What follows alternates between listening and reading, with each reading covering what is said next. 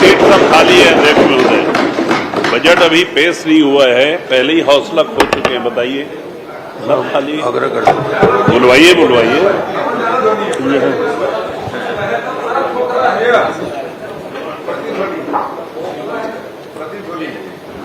श्री ऐसा चौधरी वित्त मंत्री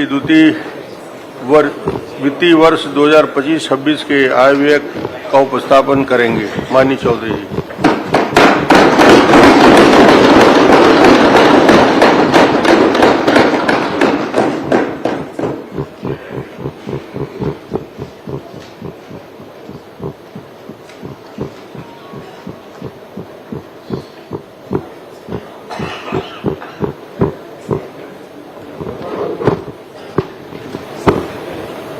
माननीय अध्यक्ष महोदय, सबसे पहले मैं इस बार के इस जो स्पीच है उसके बारे में एक छोटी सी जानकारी आपके माध्यम से सदन को देना चाहता हूं कि हमारे विष्णुदेव साय जी के नेतृत्व में जो सरकार चल रही है उसके दो आयाम हैं अध्यक्ष महोदय, प्रमुख आयाम। एक अच्छी नीयत और दूसरी कर्मठता। उसी कर्मठता से प्रेरित होकर अध्यक्ष महोदय इस बार का बजट भाषण मैंने खुद अपने हाथ से अपने हैंडराइटिंग से लिखा है और उसी की प्रतिलिपि सभी सम्मानित सदस्यों को उपलब्ध कराई है, मेरी हैंडराइटिंग वाली प्रति। अध्यक्ष माननीय अध्यक्ष महोदय, हमारे छत्तीसगढ़ के युवा प्रतिभा आशुतोष ने कहा है, कोई जो पूछे शौर्य का पर्याय तो तुम वीर नारायण गुंडाधुर की तलवार लिख देना।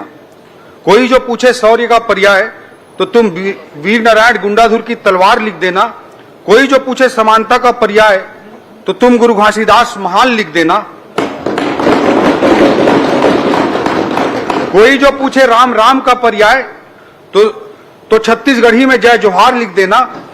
और कोई जो पूछे चारों धाम का पर्याय तो तुम मेरे छत्तीसगढ़ का नाम लिख देना।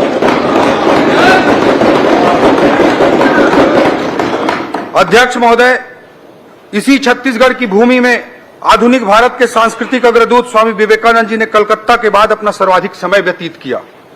इसी छत्तीसगढ़ की भूमि में रामगढ़ की पहाड़ियों में कालिदास जी ने प्रेम के प्रतीक मेघदूत की रचना की थी।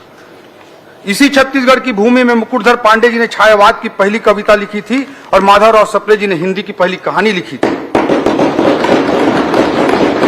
इसी माटी की माता सबरी ने स्नेह और विश्वास, निश्चल प्रेम ने तीनों लोक के अधिपति श्री राम को जूठे बेर खाने पर परम तृप्ति का अनुभव करा दिया था। मैं अपने ऐसे छत्तीसगढ़ की माटी को सबसे पहले प्रणाम करता हूं और इस महान छत्तीसगढ़ की 3 करोड़ महान जनता को भी नतमस्तक होकर राम राम करता हूं, जय जोहार करता हूं। अध्यक्ष महोदय, लोकतंत्र की बुनियाद है भरोसा। विश्वास ही लोकतंत्र का शोक स्तंभ है। पिछली सरकार ने लोकतंत्र किसी विश्वास की हत्या की थी, इसी विश्वास को चोट पहुंचाया था। छत्तीसगढ़ में लोकतंत्र के समक्ष उत्पन्न इसी भरोसे के संकट से पार पाकर हमारी सरकार ने मुख्यमंत्री श्री विष्णुदेव साय जी के नेतृत्व में अपने कार्यकाल के पहले साल को विश्वास वर्ष के रूप में स्थापित किया। अपने कार्यकाल के 1 वर्ष पूर्ण होने पर जनादेश पर्व मनाकर जनता के सामने अपना रिपोर्ट कार्ड प्रस्तुत करने की हिम्मत दिखाई। हमारी सरकार की इन्हीं ईमानदार प्रयासों के प्रति छत्तीसगढ़ की जनता जनार्दन ने बार बार आशीर्वाद देकर अपने अटूट विश्वास को जताया है। चाहे वह लोकसभा चुनाव का समय हो, उपचुनाव का अवसर हो या स्थानीय निकाय के चुनाव में एक तरफा मुहर लगाने की बात हो, छत्तीसगढ़ की जनता ने सारे रिकॉर्ड तोड़ दिए। अध्यक्ष महोदय, 10 में से 10 नगर निगमों में एक तरफा जीत दिलाई। ईवीएम का बहाना बनाने वालों को मुहर लगाकर भी इस बार जनता ने जवाब दे दिया। अध्यक्ष, वहीं दूसरी ओर पूरे देश की जनता को भी मैं धन्यवाद देना चाहूंगा, जिन्होंने नरेंद्र मोदी जी के प्रभावशाली और सशक्त नेतृत्व को अपना अटूट विश्वास रूपी आशीर्वाद प्रदान किया है। श्री नरेंद्र मोदी जी ने भारतीय राजनीति में बहुप्रचलित एंटी इनकम्बेंसी की अवधारणा को पूरी तरह से धराशायी कर दिया और भारतीय राजनीति और दुनिया के लोकतांत्रिक देशों को एक नया शब्द दिया, वो शब्द है प्रो इनकम्बेंसी का। मोदी जी देश के मात्र दूसरे ऐसे प्रधानमंत्री हैं जो प्रधानमंत्री के रूप में लगातार 3 बार शपथ लिए हैं। 2001 के बाद लगातार 24 वर्षों तक या तो वे राज्य के प्रमुख अर्थात मुख्यमंत्री रहे हैं या राष्ट्र के प्रमुख अर्थात प्रधानमंत्री के पद पर लगातार बने हुए हैं। 24 साल का समय हो गया अध्यक्ष महोदय। इसके अलावा हाल ही में हरियाणा, महाराष्ट्र एवं दिल्ली की सफलताएं मोदी जी के प्रति भारत के विभिन्न क्षेत्रों की जनता द्वारा प्रकट किए गए अटूट विश्वास की कहानी को लगातार दोहरा रहे हैं। इन दोनों इंजनों के बल पर विकसित भारत और विकसित छत्तीसगढ़ के लिए चल रहे विकास की गाड़ी को हाल के स्थानीय चुनावों में छत्तीसगढ़ में तीसरा इंजन मिल गया है और यह गाड़ी अब और तेज गति से दौड़ने को तैयार है। अध्यक्ष महोदय, हमारे छत्तीसगढ़ के जीवन काल की दृष्टि से यह वर्ष अत्यंत महत्वपूर्ण है। हमारा राज्य अपनी रजत जयंती वर्ष मना रहा है। सन 2000 में जन्म के बाद हमारा छत्तीसगढ़ युवावस्था में पहुंच गया है। 25 वर्ष की आयु किसी व्यक्ति, संस्था या राज्य के जीवन काल में सर्वाधिक ऊर्जा का समय होता है। आज हमारे राज्य के लोगों की औसत आयु भी मात्र 24 वर्ष ही है, जो देश के लोगों की औसत आयु 28 वर्ष से भी बहुत कम है। अध्यक्ष महोदय, इन 25 वर्षों में से 15 वर्ष छत्तीसगढ़ ने आपके नेतृत्व में तीव्र प्रगति की और अब हम मुख्यमंत्री श्री विष्णुदेव साय जी के नेतृत्व में प्रदेश को नई ऊंचाइयों तक ले जाने के लिए लगातार काम कर रहे हैं। अध्यक्ष महोदय, इन 25 वर्षों में हमने बहुत कुछ हासिल किया है। हमारे राज्य का जीडीपी वर्ष 2000 में मात्र 21,000 करोड़ रुपया था, अब हम 5 लाख करोड़ की जीडीपी को पार कर चुके हैं। प्रति व्यक्ति आय 10,000 रुपए से बढ़कर 1.5 लाख के पास पहुंच चुका है। विश्वविद्यालयों की संख्या को हमने 4 से बढ़ाकर 25 तक पहुंचाया है।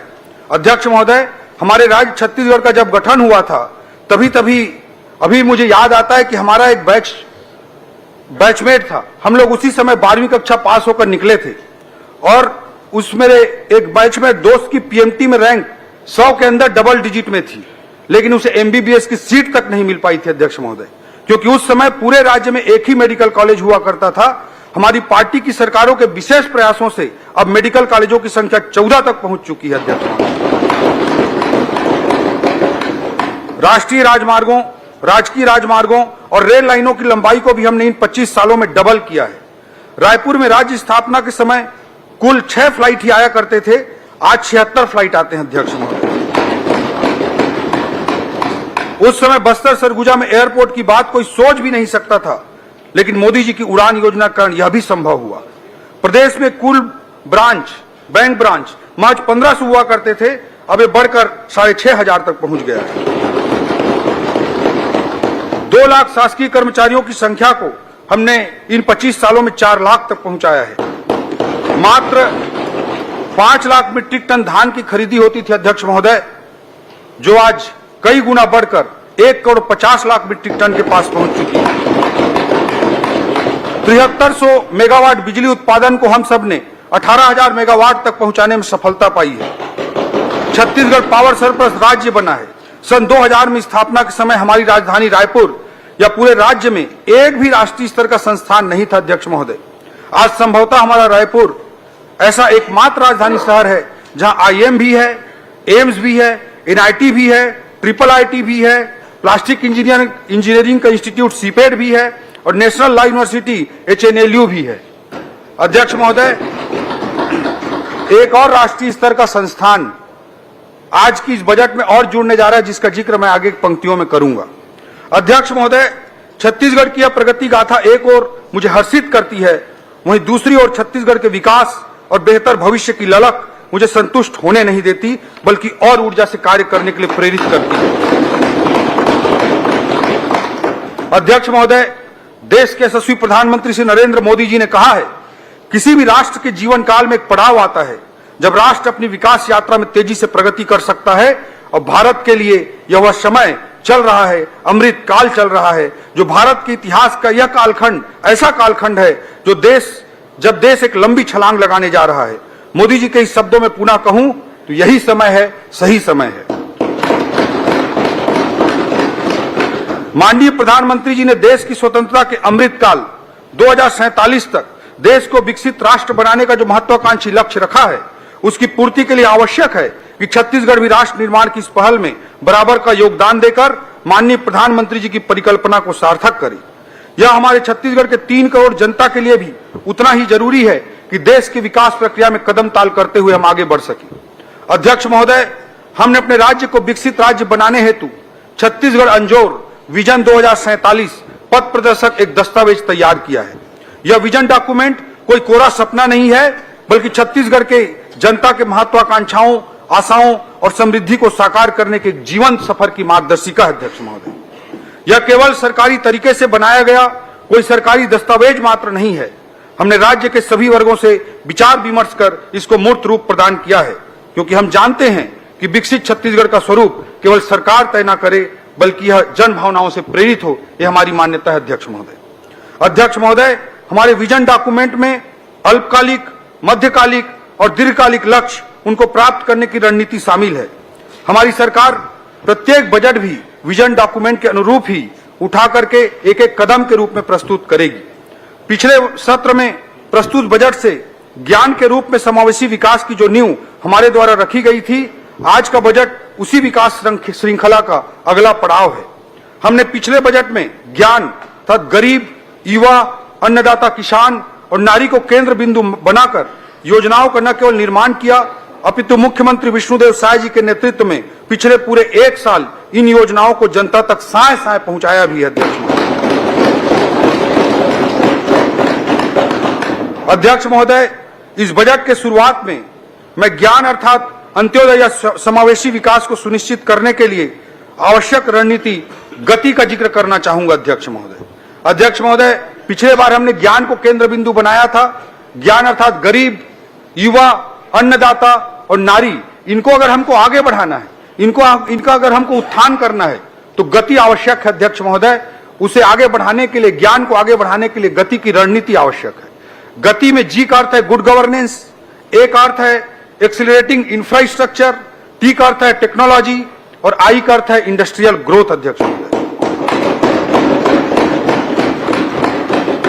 गति न केवल ज्ञान के कल्याण के लिए अनिवार्य है, बल्कि हमारे 2030 तक के मध्यकालिक लक्ष्य और 2047 तक के विकसित छत्तीसगढ़ के दीर्घकालिक लक्ष्य को भी प्राप्त करने के लिए जरूरी है।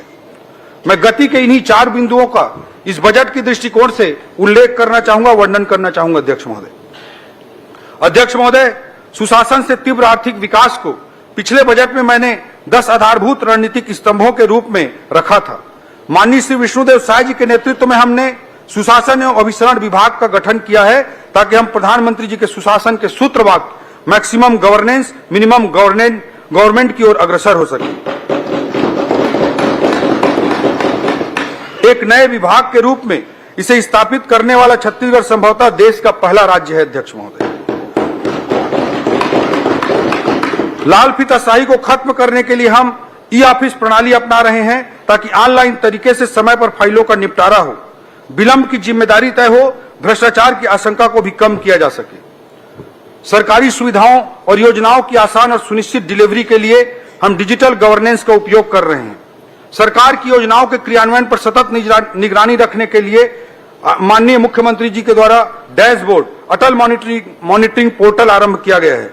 आज के इस बजट में इस हेतु 10 करोड़ रुपए का प्रावधान किया गया है। सरकारी खरीदों में भ्रष्टाचार रोकने के लिए हमने जेम पोर्टल से खरीदी की प्रक्रिया को फिर से प्रारंभ किया है। माननीय मुख्यमंत्री जी के नेतृत्व में हमारी सरकार छत्तीसगढ़ में ease of doing business EODB को बढ़ावा देने के लिए दृढ़ संकल्पित है। हमारे द्वारा प्रथम चरण में 20 विभागों के कुल 216 सुधारों को लागू करने का लक्ष्य रखा गया है।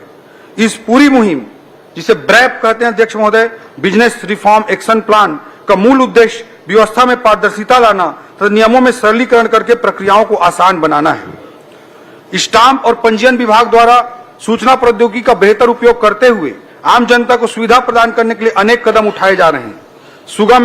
सुगम ऐप के माध्यम से फर्जी रजिस्ट्री को रोकने में मदद मिल रही है। अनेक प्रक्रियाओं को पेपरलेस और फेसलेस भी किया जा रहा है। पंजीयन के 20 मैदानी कार्यालयों को आदर्श उप पंजीयक कार्यालय बनाने के लिए इस बजट में 20 करोड़ का प्रावधान किया गया है। पासपोर्ट ऑफिस की तर्ज पर जमीन रजिस्ट्री हेतु भी लोगों के लिए आसान व्यवस्था स्थापित की जाएगी।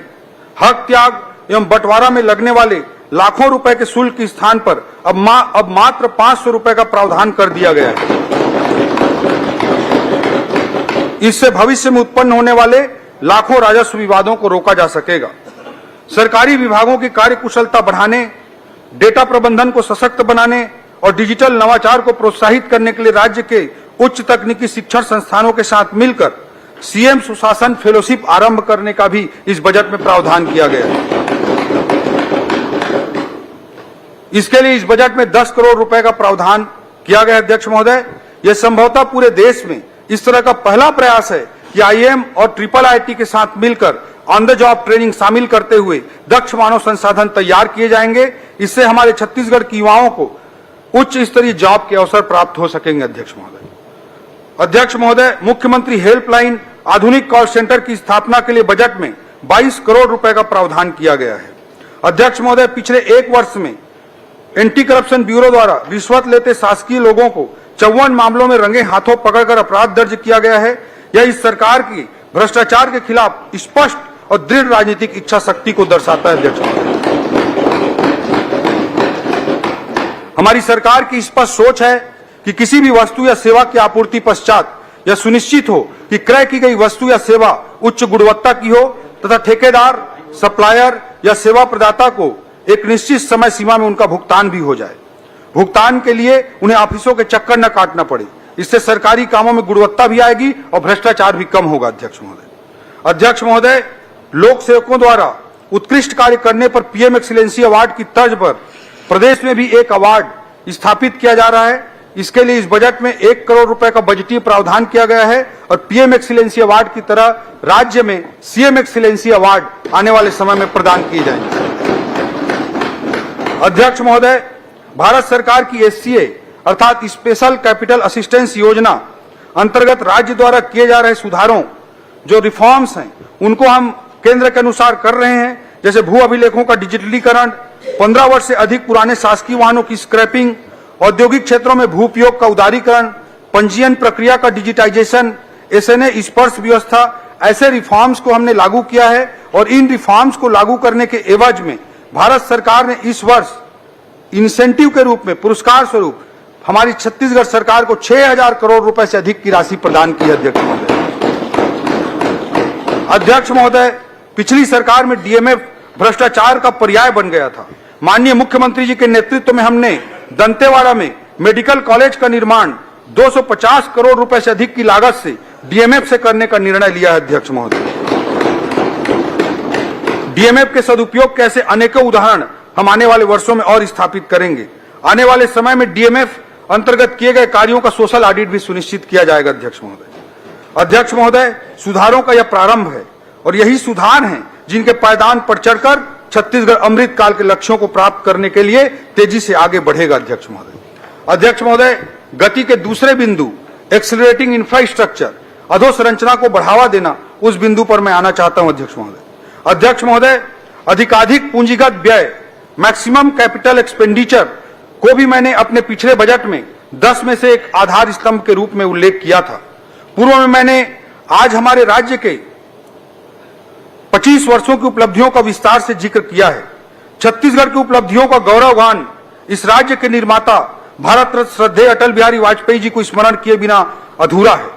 यह सुखद संयोग ही है कि इस वर्ष को हम अपने राज्य में राज्य के रजत जयंती वर्ष के रूप में मना रहे हैं। वहीं यह वर्ष अटल जी का जन्म शताब्दी वर्ष भी है। पिछली सरकार के द्वारा पैदा किए गए भरोसे के संकट के खंडहर पर हमने फिर से नवनिर्माण का संकल्प लिया है। यह न केवल भरोसे के निर्माण का संकल्प है, बल्कि छत्तीसगढ़ के निर्माण का भी संकल्प है। हमने इसलिए छत्तीसगढ़ में इस वर्ष को अटल निर्माण वर्ष के रूप में मनाने का निर्णय हमारे मुख्यमंत्री जी के नेतृत्व में लिया है। यह निर्माण इंफ्रा का निर्माण तो होगा ही, इस निर्माण का आशय सभी क्षेत्रों में नए अवसरों का भी नवनिर्माण है। अध्यक्ष महोदय, हमारी सरकार के पहले बजट में हमने पूंजीगत व्यय के लिए 22,300 करोड़ रुपए का प्रावधान किया था। इस क्रम को आगे बढ़ाते हुए इस बजट में रिकॉर्ड पूंजीगत व्यय के लिए 18% की रिकॉर्ड वृद्धि हमने की है और अब पूंजीगत व्यय 26,341 करोड़ रुपए का प्रावधान इस बजट में किया गया। यह कुल बजट का 16% हिस्सा है और पिछले वर्ष की तुलना में 18% अधिक है। पूंजीगत व्यय किसी भी अर्थव्यवस्था की रीढ़ होती है और शास्त्रियों का मानना है कि 1 रुपए के पूंजीगत व्यय से अर्थव्यवस्था में दीर्घकालिक रूप से 4 रुपए से अधिक का आर्थिक प्रभाव पड़ता है। पूंजीगत व्यय में वृद्धि के प्रयासों के फलस्वरूप भारत सरकार ने एससीए में जो हमको राशि दी है, केवल कैपिटल एक्सपेंडिचर में वृद्धि के कारण भारत सरकार ने इंसेंटिव के रूप में छत्तीसगढ़ को 1051 करोड़ रुपए प्रोत्साहन स्वरूप प्रदान किए हैं। अध्यक्ष महोदय, मैं बताना चाहूंगा कि विगत कई वर्षों से सब इंजीनियरों की भर्ती नहीं होने के कारण सभी निर्माण विभागों जैसे पीडब्ल्यूडी, पीएचई, जल संसाधन आदि में इंजीनियरों की भारी कमी है। विगत एक वर्ष में हमने 600 से अधिक इंजीनियरों की भर्ती की वित्तीय अनुमति दी है ताकि इन विभागों में पर्याप्त मानव संसाधन उपलब्ध हों एवं अधिकाधिक पूंजीगत व्यय करके आर्थिक विकास को छत्तीसगढ़ में गति दी जा सके। हमारी सरकार ने सड़कों के सुदृढ़ नेटवर्क बनाने के लिए रोड प्लान 2030 तैयार किया है, जिसका मुख्य उद्देश्य राजधानी से जिला, जिला से जिला, जिला से विकास खंड एवं विकास खंड से विकास खंड स्तर तक चौड़ी और उन्नत सड़कों का जाल बिछाना है।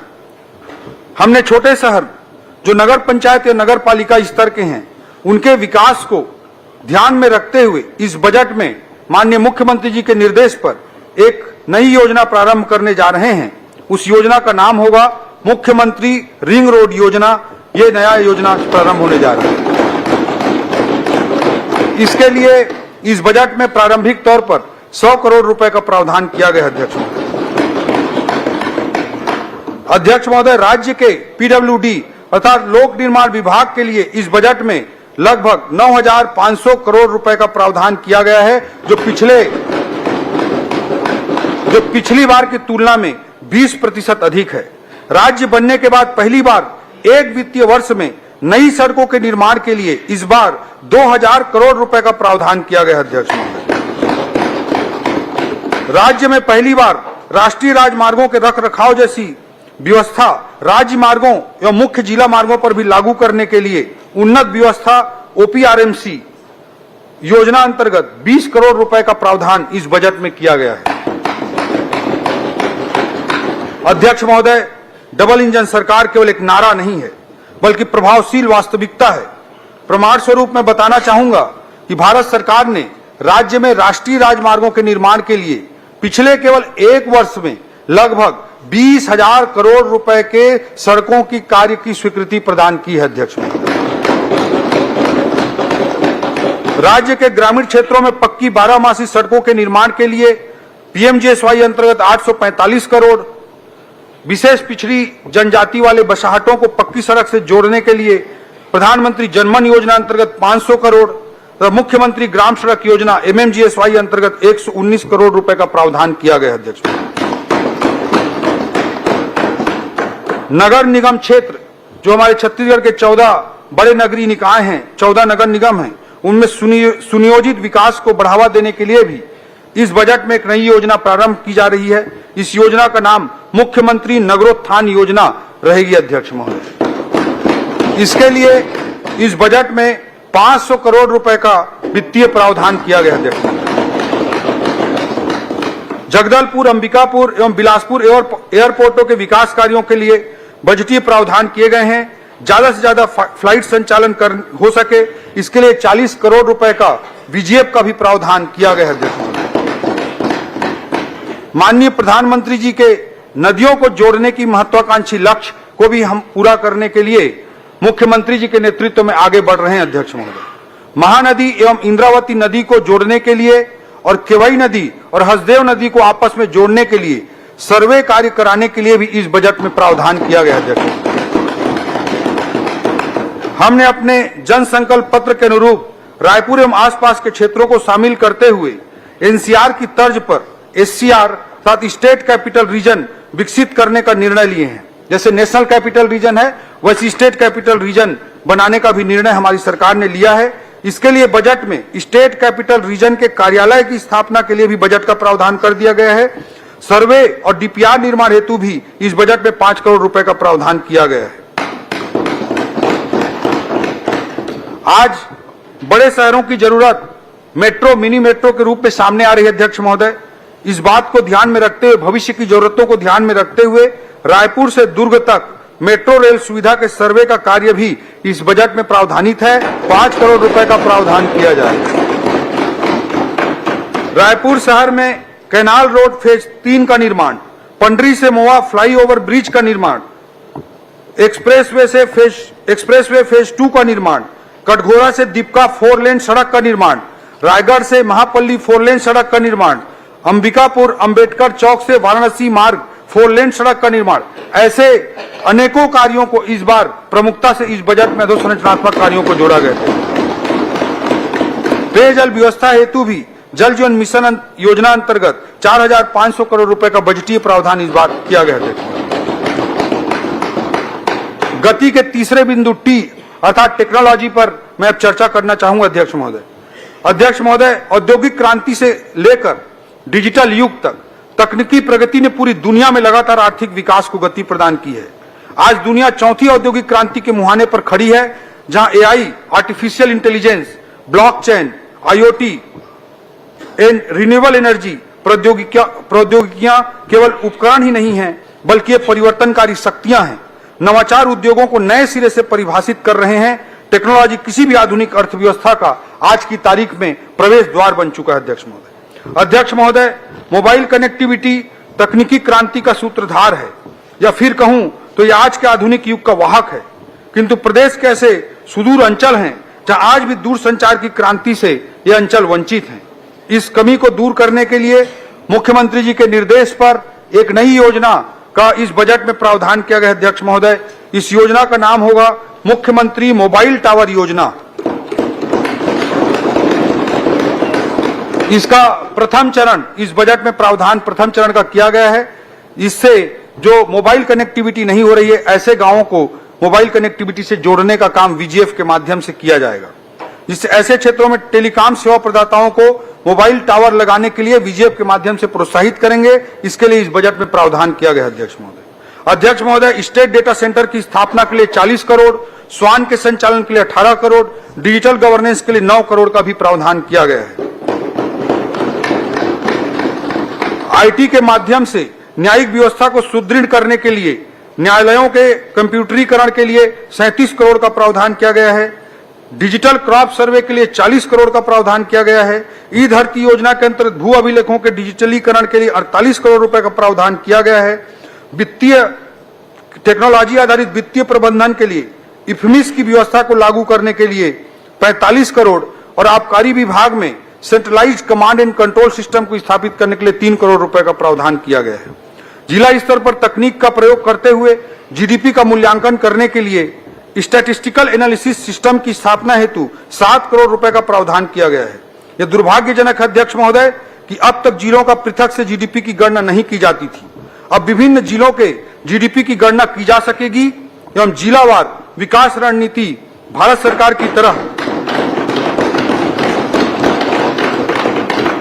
एस्पिरेशनल डिस्ट्रिक्ट आकांक्षी जिलों की तरह हम योजना बनाकर रणनीतिबद्ध ढंग से काम कर सकेंगे। नवाचारों को प्रोत्साहित करने तथा प्रशासन में इमर्जिंग टेक्नोलॉजी के उपयोग को बढ़ावा देने के लिए भी बजट में अलग से 5 करोड़ रुपए का प्रावधान किया गया है। अध्यक्ष महोदय, गति के चौथे बिंदु इंडस्ट्रियल ग्रोथ पर मैं आता हूं। अध्यक्ष महोदय, हमारे राज्य की आबादी की औसत आयु को देखते हुए एवं राज्य में ज्यादा से ज्यादा रोजगार सृजन करने के लिए राज्य की नई औद्योगिक नीति को माननीय मुख्यमंत्री जी की मंशानुरूप निवेश आधारित न बनाकर रोजगार सृजन पर केंद्रित बनाया गया है। अध्यक्ष महोदय, इसे सर्वसमावेशी बनाते हुए समाज के कमजोर वर्ग, महिला, नक्सल पीड़ित, नक्सल समर्पित और अग्निवीर जैसे विशेष समुदायों के लिए विशेष प्रावधान किए गए हैं।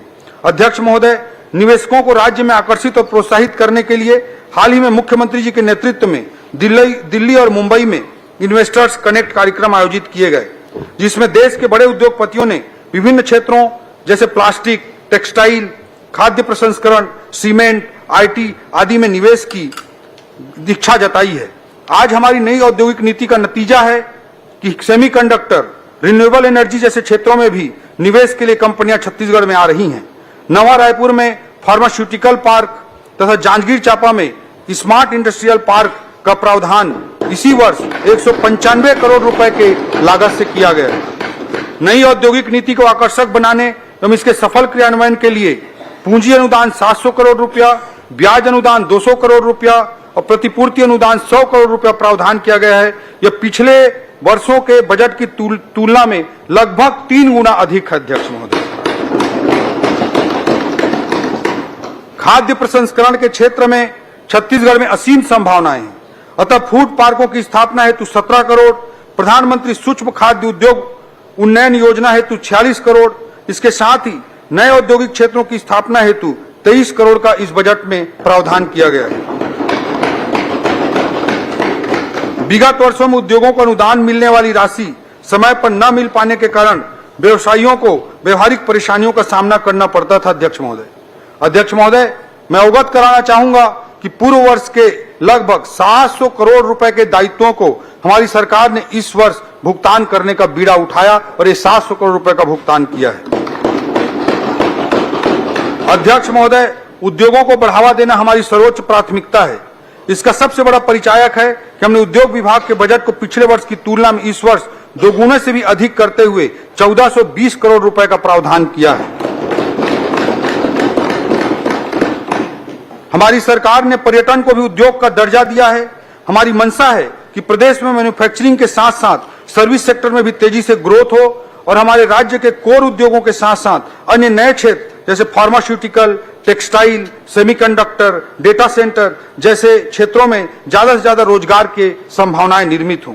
अध्यक्ष महोदय, छत्तीसगढ़ चेंबर ऑफ कॉमर्स को कार्यालय हेतु नवा रायपुर अटल नगर में रियायती दर पर भूमि आवंटन करने के लिए भी इस बजट में प्रावधान किया गया है। अध्यक्ष महोदय, जिला उद्योग कार्यालय राजनांदगांव, जगदलपुर, कोंडागांव, बालोद, महासमुंद और बिलासपुर में भवनों के निर्माण का भी इस बजट में प्रावधान किया गया है। अध्यक्ष महोदय, अब मैं इस वित्तीय वर्ष में जो आर्थिक स्थिति है उसके कुछ डाटा प्रस्तुत करना चाहूंगा। वर्ष 2024-25 के आर्थिक सर्वेक्षण के अनुसार स्थिर दर पर हमारे राज्य के जीएसडीपी सकल घरेलू उत्पाद में 7.51% की वृद्धि अनुमानित है। अध्यक्ष महोदय, इसी अवधि में देश के जीडीपी में 6.4% की वृद्धि अनुमानित है। देश का राष्ट्रीय औसत का वृद्धि 6.4% का है और हमारे राज्य का 7.51% का वृद्धि हो रही है। यह स्पष्ट रूप से दर्शाता है कि हमारा राज्य अधिक प्रभावशाली और उत्कृष्ट प्रदर्शन करते हुए अधिक तीव्रता से आगे बढ़ रहा है। प्रचलित दर पर राज्य का जीएसडीपी 2023-24 में 5,12,000 करोड़ अनुमानित था, जो वर्ष 2024-25 में बढ़कर 5,67,880 करोड़ रुपए अनुमानित है। इसमें लगभग 11% की वृद्धि अनुमानित है।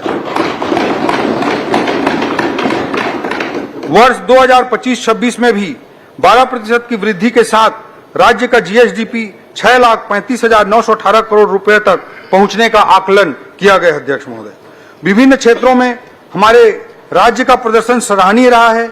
वर्ष 2024-25 में स्थिर भाव पर कृषि क्षेत्र में हमारे राज्य का विकास दर 5.38% है, जबकि देश की औसत 3.76% है। औद्योगिक क्षेत्र में राष्ट्रीय वृद्धि की औसत 6.22% है, जबकि हमारे राज्य में 6.92% है। सेवा क्षेत्र में राष्ट्रीय औसत 7.22% की है और हमारे राज्य की 8.45% की अनुमानित है। यह तुलना दर्शाती है कि हमारे राज्य के सभी क्षेत्रों में राष्ट्रीय औसत से बेहतर प्रदर्शन हो रहा है।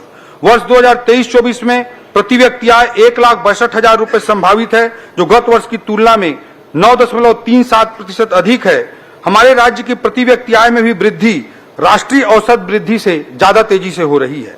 आने वाले वर्षों में हम इसी गति को बनाए रखते हुए और भी ऊंचाइयों को छूने के लिए प्रतिबद्ध हैं। अध्यक्ष महोदय, मैं अब अलग अलग क्षेत्रों के बजटीय प्रावधानों के बारे में जिक्र करना चाहूंगा। सबसे पहले मैं संस्कृति क्षेत्र के विषयों पर बात करना चाहूंगा। अध्यक्ष महोदय, श्रद्धेय अटल जी ने कहा है, मैं शंकर का वह क्रोधानल कर सकता जगती छार छार, डमरू की वह प्रलय ध्वनि हूं जिसमें नचता भीषण संहार। रणचंडी की अतृप्त प्यास, मैं दुर्गा का उन्मत्त हास, मैं यम की प्रलयंकर पुकार, जलते मरघट का धुआंधार। फिर अंतरतम की ज्वाला से जगती में आग लगा दूं मैं, यदि धधक उठे जलथल अंबर, जड़ चेतन तो कैसा विस्मय। हिंदू तन मन, हिंदू जीवन, रग रग हिंदू मेरा परिचय।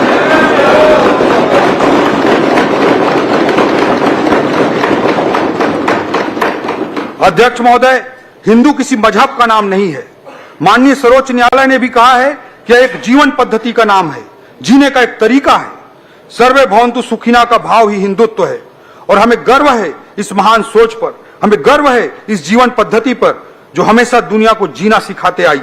और आज पूरी दुनिया को यह वर्ल्ड ऑर्डर और पीस तथा विश्व व्यवस्था और शांति की गारंटी अगर कोई दे सकता है तो हिंदू की विचारधारा दे सकती है। अध्यक्ष महोदय, दीनदयाल उपाध्याय जी का सांस्कृतिक राष्ट्रवाद इस हिंदुत्व का अनिवार्य हिस्सा है। सांस्कृतिक राष्ट्रवाद भी कोई अमूर्त अवधारणा नहीं है अध्यक्ष महोदय, इसका सीधा अर्थ इतना ही है कि राष्ट्र का आधार संस्कृति होता है। पश्चिम केवल राज्य को परिभाषित करता है अध्यक्ष महोदय, जीवंत राष्ट्र की परिकल्पना कभी पश्चिम की डिक्शनरी में नहीं हो सकती है। पश्चिम कहता है कि राज्य के 4 अंग होते हैं, जनसंख्या, क्षेत्रफल, सरकार और संप्रभुता। पश्चिम नहीं समझ सकता कि राष्ट्र का प्राण तत्व संस्कृति होता है।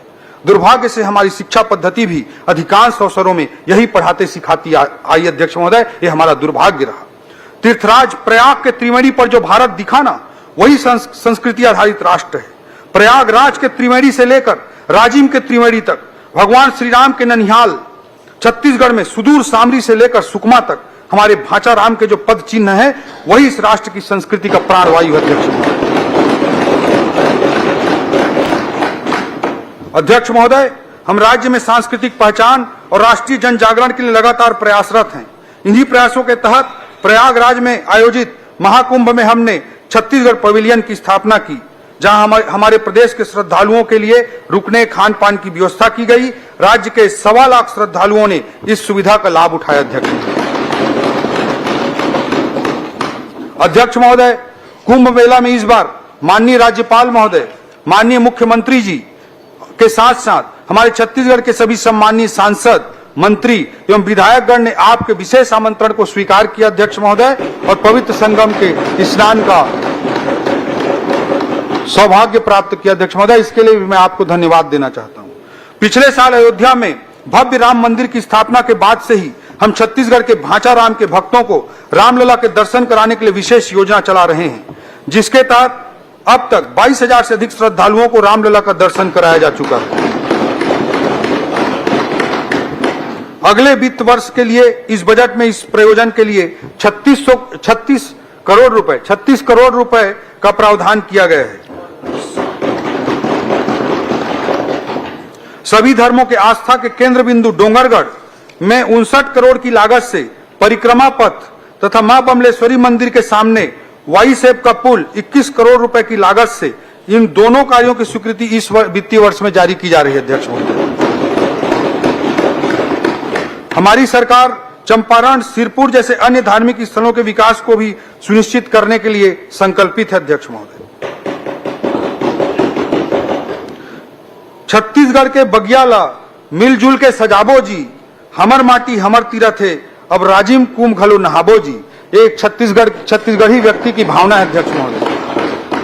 अध्यक्ष महोदय, हमने राजिम कुंभ का सुंदर आयोजन फिर से प्रारंभ किया है और आज के इस बजट में अगले साल के आयोजन के लिए 8 करोड़ रुपए का वित्तीय प्रावधान भी रखा गया है। छत्तीसगढ़ के श्रद्धालुओं को सिंधु दर्शन और कैलाश मानसरोवर यात्रा पर जाने के लिए बजटीय प्रावधान भी इस बजट में किया गया है अध्यक्ष महोदय। अध्यक्ष महोदय, पिछली सरकार ने तीर्थ यात्रा योजना को बंद कर दिया था। मैं बताना चाहूंगा कि इस योजना अंतर्गत लगभग 2.5 लाख हितग्राहियों ने हरिद्वार, पुरी, द्वारिका, श्रवणबेलगोला, सारनाथ, सबरीमाला, वैष्णो देवी, स्वर्ण मंदिर इत्यादि महत्वपूर्ण धार्मिक स्थानों की यात्रा की थी। पिछले बजट में हमने इस योजना को पुनः आरंभ किया और आज की इस बजट में इस योजना को, तीर्थ यात्रा योजना को चलाने के लिए 15 करोड़ रुपए के वित्तीय प्रावधान की घोषणा की। अध्यक्ष महोदय, हमारे छत्तीसगढ़ और छत्तीसगढ़ की स्थानीय संस्कृति के लिए हमारी प्रतिबद्धता अनवरत अटूट रही है। विपक्षी साथियों की सरकारों को छत्तीसगढ़ राज्य बनाने का अवसर दशकों तक मिला, लेकिन उन्होंने नहीं बनाया। अगर छत्तीसगढ़ किसी ने बनाया तो श्रद्धेय अटल जी ने बनाया।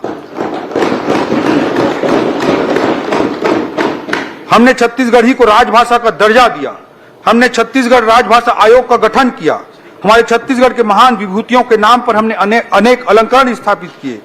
हमारे छत्तीसगढ़ के धरोहर पद्मश्री कवि सुरेंद्र दुबे जी ने लिखा, अध्यक्ष महोदय, धन्य धन्य ये धरती, धन्य धन्य ये धरती जिसमें कौशल्या ने जन्म लिया, सीता का वनवास हुआ तो इस माटी ने शरण दिया। धन्य धन्य ये धरती जिसमें कौशल्या ने जन्म लिया, सीता का वनवास हुआ तो इस माटी ने शरण दिया। ये दक्षिण कौशल कुशावर्त सिरपुर इसकी राजधानी थी, कलचुरियों ने राज किया था, इसकी एक कहानी थी। ये वाल्मीकि की तपोभूमि, ये वाल्मीकि की तपोभूमि तुरतुरिया गुण गाती है, दोनों हाथ उठाकर बोलो छत्तीसगढ़ की माटी है।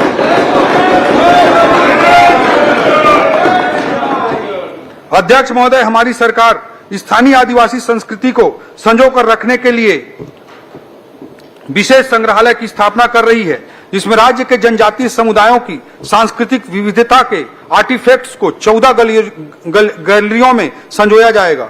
इसके साथ साथ शहीद बी नारायण सिंह आदिवासी स्वतंत्रता संग्राम सेनानी संग्रहालय के निर्माण को भी स्वीकृति प्रदान किया गया है। इसमें राज्य सरकार द्वारा 11 करोड़ रुपए की राशि लगाई जाएगी। हमारा प्रयास है यह दोनों संग्रहालय इस वर्ष प्रारंभ हो जाएं। इसके अलावा अनुसूचित जनजातियों के श्रद्धा एवं पूजा स्थलों के अखड़ा विकास के परिरक्षण एवं संवर्धन हेतु बजट में 2 करोड़ 50 लाख रुपए का प्रावधान किया गया है। जनजाति गौरव दिवस, कर्मा महोत्सव, इनका आयोजन किया जाएगा। इसके लिए बृहद बजटीय प्रावधान इस बजट में किए गए हैं। स्थानीय कलाकारों को प्रोत्साहन हेतु अनेक बजटीय प्रावधान है। पर्यटन विभाग द्वारा नवा रायपुर में फिल्म सिटी का निर्माण किया जा रहा है। इससे भी स्थानीय फिल्म और संस्कृति को बढ़ावा मिलेगा। छत्तीसगढ़ के इतिहास, पुरातत्व और संस्कृति से दुनिया को रूबरू कराने के लिए निर्माणाधीन विधानसभा में एक कला दीर्घ का भी विकास किया जा रहा है। इसके लिए मैं आपको विशेष रूप से धन्यवाद देता हूं। जनजातीय समुदायों के आस्था के केंद्र देवगुड़ी के मरम्मत एवं विकास एवं संस्कृति के परिरक्षण एवं विकास हेतु 11 करोड़ 50 लाख रुपए का प्रावधान इस बजट में किया गया है। अध्यक्ष महोदय, इसके बाद मैं युवा एवं उनके रोजगार के बारे में इस बजट में चर्चा करना चाहूंगा। अध्यक्ष महोदय, नेल्सन मंडेला जी ने कहा था, youth is the engine of progress, अर्थात किसी राष्ट्र को विकासशील से विकसित और महान बनाने का सफर युवा शक्ति के योगदान के बिना संभव नहीं है। अभी हाल ही में जर्मन चांसलर ने अपनी भारत यात्रा के दौरान माननीय प्रधानमंत्री मोदी जी के समक्ष इस बात की घोषणा की थी कि जर्मनी में भारत के कुशल वर्क फोर्स के लिए वीजा जारी करने की सीमा 20,000 से बढ़ाकर लगभग 1 लाख कर दी जाएगी। विश्व पटल पर भारत की उभरती युवा शक्ति का सबसे बड़ा प्रमाण है। अध्यक्ष महोदय, अध्यक्ष महोदय, विकसित देशों की आबादी तेजी से बूढ़ी हो रही है। आज जापान की औसत आयु 50 वर्ष, जर्मनी की औसत आयु 47 वर्ष, चीन की औसत आयु 40 वर्ष, अमेरिका की औसत आयु 39 वर्ष है। वहीं दूसरी ओर भारत की औसत आयु मात्र 28 वर्ष है। और अगर मैं छत्तीसगढ़ के औसत आयु की बात करूं तो अब देश की औसत आयु 28 वर्ष से भी कम 24 वर्ष ही है।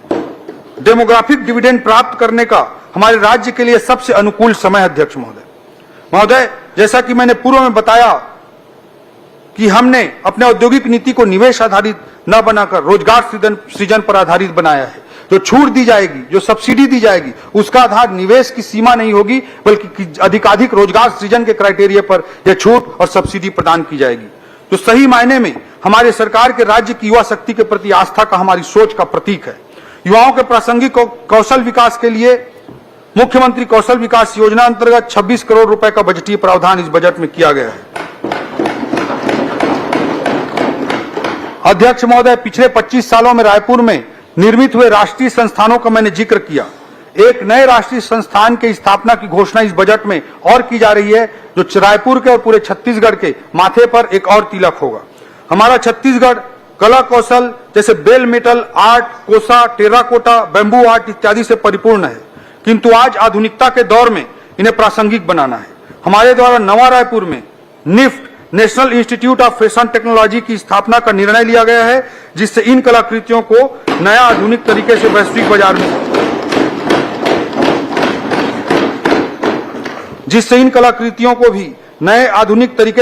बाजार में नए अवसरों का सृजन किया जा सकेगा। इससे हमारी युवाओं को उभरते अर्थव्यवस्था के अनुरूप गुणवत्तापूर्ण रोजगार के अवसर प्राप्त होंगे। निफ्ट के स्थापना के लिए इस बजट में 50 करोड़ रुपए का प्रावधान किया गया है। अध्यक्ष महोदय, राज्य, राष्ट्रीय और अंतर्राष्ट्रीय स्तर पर अर्थव्यवस्था में नित्य नए अवसर सृजित हो रहे हैं और नर्सिंग एक ऐसा ही क्षेत्र है, कोई युवा बहन अगर नर्सिंग का कोर्स कर लेती है तो उसे आसानी से रोजगार मिल सकता है। रोजगार की असीम संभावनाएं हैं। देश की आजादी के बाद से लेकर आज तक हमारे छत्तीसगढ़ में आज तक कुल 8 शासकीय नर्सिंग कॉलेज स्थापित हुए थे। नर्सिंग क्षेत्र की संभावनाओं को ध्यान में रखते हुए हमारे मुख्यमंत्री जी के निर्देश पर इस बार इसी बजट में 12 अतिरिक्त नर्सिंग कॉलेज की स्थापना का निर्णय लिया गया है।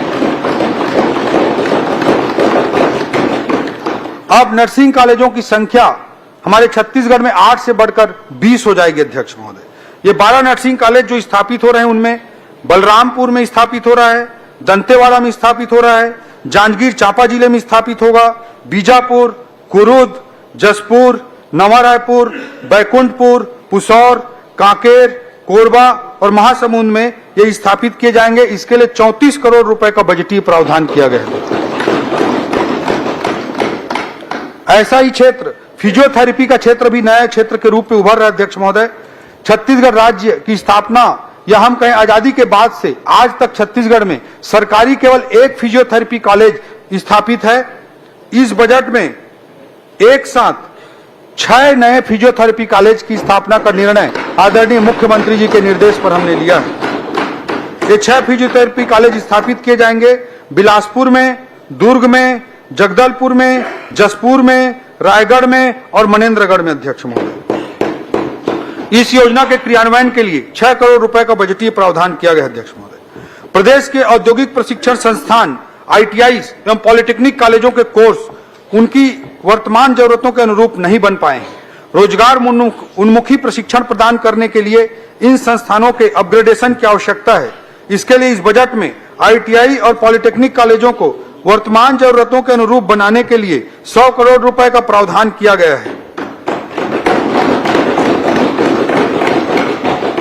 कुस्तुरा तहसील दुलदुला जिला जसपुर में नई ITI के लिए बजटीय प्रावधान किया गया है। आज अर्थव्यवस्था में सर्विस सेक्टर में रोजगार के बहुत ज्यादा अवसर विद्यमान हैं और पर्यटन क्षेत्र ऐसा ही एक क्षेत्र है।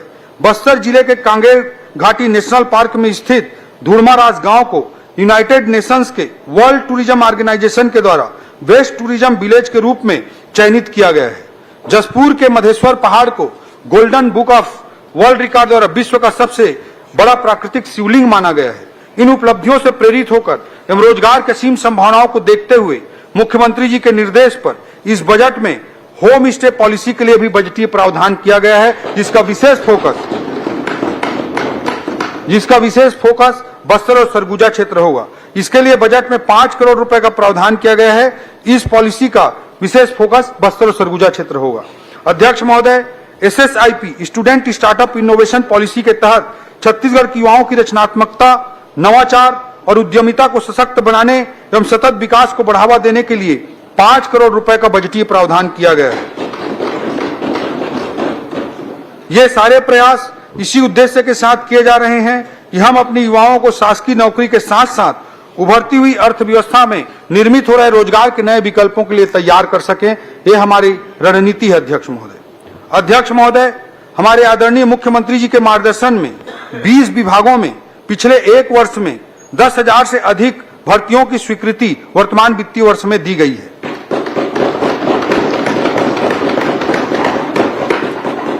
आने वाले वित्तीय वर्ष में भी माननीय मुख्यमंत्री जी के मार्गदर्शन में भर्ती हेतु पदों की स्वीकृति की प्रक्रिया को और तेज गति प्रदान की जाएगी। मुख्यमंत्री जी के मार्गदर्शन में स्कूलों के शिक्षकों एवं कॉलेजों के शैक्षणिक पदों की भर्ती के प्रथम चरण की स्वीकृति भी इस वित्तीय वर्ष में प्रदान की जाएगी। अध्यक्ष महोदय, खेल प्रोत्साहन। अध्यक्ष महोदय, हमारी सरकार पूरे प्रदेश में खेल प्रोत्साहन के लिए छत्तीसगढ़ क्रीड़ा प्रोत्साहन योजना लेकर आई है। अनेक प्रावधानों में से विशेष रूप से मैं उल्लेख करना चाहूंगा कि सरगुजा एवं दुर्ग संभाग में संभाग स्तरीय बहुउद्देशीय स्टेडियम निर्माण का प्रावधान 10 करोड़ रुपए का प्रावधान इस बजट में किया गया है। सारंगगढ़ बिलाईगढ़ जिला, सूरजपुर जिला, मनेन्द्रगढ़ चिरमिरी भरतपुर जिला, मुंगेली जिला, शक्ति जिला, गरियाबंद जिला, महासमुंद जिला, बेमेतरा, कांकेर एवं बिलासपुर जिले में बहुउद्देशीय स्टेडियम निर्माण हेतु 15 करोड़ रुपए का बजटीय प्रावधान किया गया है। कुरुद, धमतरी और बलौदा बाजार के सुहेला में इंडोर हॉल निर्माण का भी बजट में 5 करोड़ रुपए का प्रावधान किया गया है। जसपुर में फुटबॉल स्टेडियम, बैडमिंटन कोर्ट और मिनी स्टेडियम तथा इंडोर हॉल निर्माण हेतु 5 करोड़ रुपए के भी प्रावधान किए गए हैं। ऐसे अनेक खेल को बढ़ावा देने के लिए बजटीय प्रावधान इस बजट में शामिल है। अध्यक्ष महोदय, नगरीय विकास की दृष्टि से मैं बताना चाहूंगा कि किसी भी अर्थव्यवस्था की उत्तरोत्तर वृद्धि में नगरीय विकास उत्प्रेरक का कार्य करता है। आर्थिक विकास के साथ शहरों में आबादी का दबाव बढ़ता जाएगा। हमारे शहरों का सुनियोजित और सर्वांगीण विकास हो, इसके लिए अनेक बजटीय प्रावधान इस बजट में किए गए हैं। मैंने मुख्यमंत्री नगरोत्थान योजना, उसके अंतर्गत 500 करोड़ रुपए के बजट प्रावधान का पहले ही जिक्र किया। नगरीय निकाय में अधोसंरचना विकास के लिए इस वर्ष 750 करोड़ रुपए का प्रावधान किया गया है। स्वच्छ पेयजल की व्यवस्था को शहरी क्षेत्रों में दुरुस्त करने के लिए अमृत मिशन अंतर्गत 744 करोड़ रुपए बजट का प्रावधान किया गया है और सबके लिए आवास योजना के अंतर्गत 875 करोड़ रुपए बजट का प्रावधान किया गया है। महोदय, सदन को यह अवगत कराते हुए मैं अंतःकरण से बहुत प्रसन्न हो रहा हूं कि हमारी सरकार ने एक नई योजना, मुख्यमंत्री गृह प्रवेश सम्मान योजना प्रारंभ करने का निर्णय लिया है।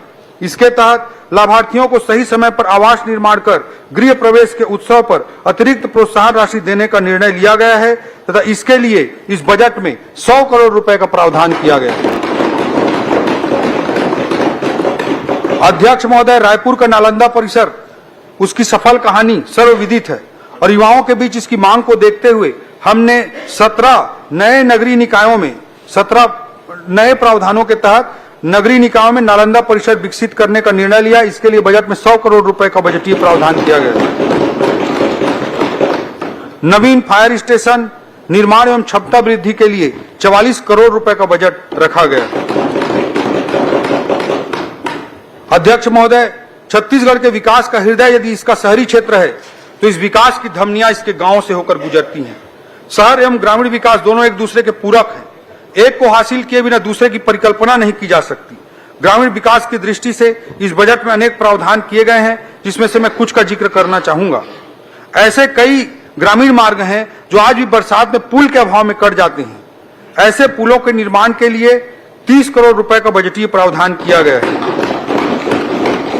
गांव के अंदर मुख्यमंत्री ग्राम गौरव पथ योजना हेतु 100 करोड़ रुपए का प्रावधान किया गया है।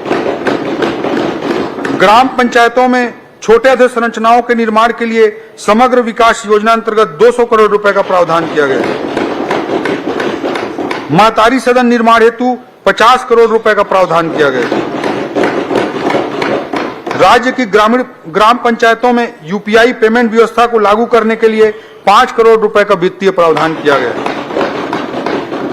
अध्यक्ष महोदय, पूर्ववर्ती सरकार को गरीबों की चिंता नहीं थी, उसका प्रमाण है कि राज्य सरकार द्वारा प्रधानमंत्री आवास योजना के लिए दिए जाने वाले राज्यांश को देने से मना कर दिया गया था, जिससे मेरे 18 लाख गरीब भाई बहन पक्के आवास से वंचित रह गए थे। किसी भी व्यक्ति के लिए मकान का महत्व क्या होता है, इसे किसी ने शब्दों में बयां किया है।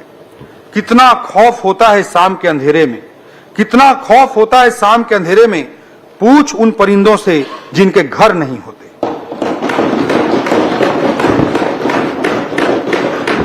अध्यक्ष महोदय, हमने अपनी पहली कैबिनेट में मोदी की गारंटी के अंतर्गत महत्वपूर्ण बिंदु को पूरा करने के लिए 18 लाख प्रधानमंत्री आवास निर्माण को पूरा करने का संकल्प लिया है।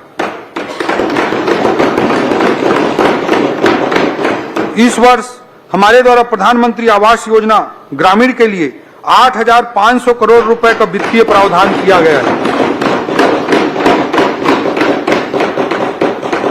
विशेष पिछड़ी जनजाति समूहों पीवीटीजीज के आवास निर्माण के लिए विशेष प्रावधान करते हुए 300 करोड़ रुपए की व्यवस्था की गई है। महोदय, यह बताते हुए मुझे हर्ष हो रहा है कि प्रधानमंत्री आवास के क्राइटेरिया में और सरलीकरण अब होने जा रहा है।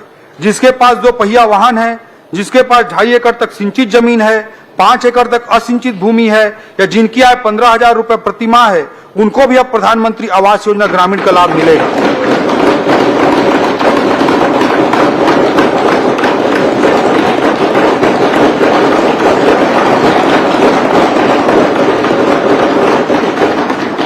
नक्सलवाद प्रभावितों के लिए संवेदनशील सोच के साथ नक्सल प्रभावितों के लिए 15,000 आवास की अतिरिक्त स्वीकृति भारत सरकार द्वारा दी गई है।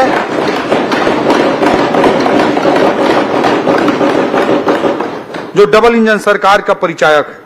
प्रधानमंत्री श्री मोदी जी की प्रेरणा से राज्य में स्वच्छ भारत मिशन के गांवों में अत्यंत सराहनीय कार्य हुआ है। अतः इसी गति को बनाए रखने के लिए इस वर्ष हमने 200 करोड़ रुपए का बजटीय प्रावधान किया है। नवा रायपुर अटल नगर। अध्यक्ष महोदय, आजाद भारत में जब कभी भी शहरी विकास का इतिहास लिखा जाएगा तो इसमें मुझे तनिक भी संदेह नहीं है कि नवा रायपुर एक स्वर्णिम अध्याय के रूप में वर्णन किया जाएगा। नवा रायपुर छत्तीसगढ़ की अर्थव्यवस्था का ग्रोथ इंजन का पर्याय बनने जा रहा है और निश्चित तौर पर आने वाले समय में विकास के राष्ट्रीय मानचित्र पर छत्तीसगढ़ को नवा रायपुर मजबूती से स्थापित करेगा। आज नवा रायपुर में RBI, union bank, Indian overseas bank, PNB, bank of India, NTPC, इन सब के क्षेत्रीय कार्यालय स्थापित हो चुके हैं। बालको कैंसर अस्पताल, सत्यसाई अस्पताल जैसे अनेक संस्थान भी नए कीर्तिमान स्थापित करके लोगों की सेवा कर रहे हैं। आज नवा रायपुर में EMC, electronic manufacturing cluster, IT क्षेत्र में भी यह एक बड़ा केंद्र बनकर उभर रहा है। आज यहां पर सेमीकंडक्टर, डेटा सेंटर जैसे क्षेत्रों के से संबंधित उद्योग भी आ रहे हैं। वेडिंग डेस्टिनेशन के रूप में भी नवा रायपुर ने पहचान बनाई है, जिसके कारण होटल इंडस्ट्री के लिए भी यह एक आकर्षक केंद्र बनकर उभर रहा है। नवा रायपुर में राष्ट्रीय एवं अंतर्राष्ट्रीय स्तर की मेडिकल सुविधा प्रदान करने के लिए 100 एकड़ में मेडिसिटी विकसित करने की योजना बनाई गई है। इसके अलावा लगभग 100 एकड़ क्षेत्र में नवा रायपुर में एजुसिटी विकसित करने के लिए भी बजटीय प्रावधान किया गया है। नवा रायपुर के गोल्फ कोर्स में नेशनल गोल्फ टूर्नामेंट का आयोजन भी हाल ही में संपन्न हो पाया। यहां पर देश का तीसरा सबसे बड़ा इंटरनेशनल क्रिकेट स्टेडियम हमारे द्वारा बनाया गया है। नवा रायपुर के बढ़ते विकास को देखते हुए integrated command and control centre ICCC के उन्नयन, संचालन एवं संधारण हेतु इस बजट में 40 करोड़ रुपए का प्रावधान किया गया है। विकसित भारत का आइकॉनिक डेस्टिनेशन निर्माण के लिए 20 करोड़ रुपए का इस बजट में प्रावधान किया गया है। नवा रायपुर में ई बस सेवाओं के लिए 10 करोड़, सीवरेज ट्रीटमेंट प्लांट के लिए 20 करोड़, साइंस सिटी की स्थापना के लिए 37 करोड़ और नई लाइब्रेरी बनाने के लिए 20 करोड़ रुपए का प्रावधान किया गया है। Plug and play office space विकसित किए जाने के लिए 156 करोड़ की लागत से कॉमर्शियल ऑफिस कॉम्प्लेक्स के निर्माण हेतु प्रावधान है। हमने सीबीडी कॉमर्शियल टावर में 2000 आईटी रोजगार प्रदान करने के लिए टेली परफॉर्मेंस, स्क्वायर बिजनेस और सीएसएम जैसी कंपनियों के साथ एमओयू कर लिया है। इस वर्ष में ही 700 से अधिक लोगों को रोजगार ऑलरेडी मिल चुका है। नवा रायपुर में बसाने की दृष्टिकोण से, लोगों की सुविधा की दृष्टिकोण से एसडीएम कार्यालय और नवीन तहसील कार्यालय के लिए भी इस बजट में प्रावधान किया गया है। महिला एवं बाल विकास। अध्यक्ष महोदय, किसी भी समाज के समृद्ध होने की परिकल्पना तब तक नहीं की जा सकती है जब तक उस समाज में एक आदर्श संस्कृति का निर्माण न हो, और एक समृद्ध संस्कृति के निर्माण की बुनियाद उस समाज में नारी के सम्मान पर टिकी रहती है। हमारे आर्थिक विकास का आधार महिला सशक्तिकरण, नारी उत्थान तथा नारी का राज्य की जीडीपी में योगदान रहा है और रहेगा।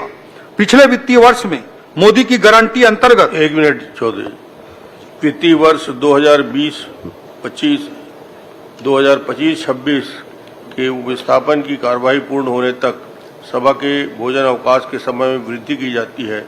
मैं समझता हूं सभा सहमत हो। पिछले वित्तीय वर्ष में मोदी की गारंटी के अंतर्गत महतारी वंदन योजना में 3000 करोड़ का प्रावधान रखा गया था तथा इस वर्ष 5500 करोड़ रुपए का बजटीय प्रावधान रखा गया था।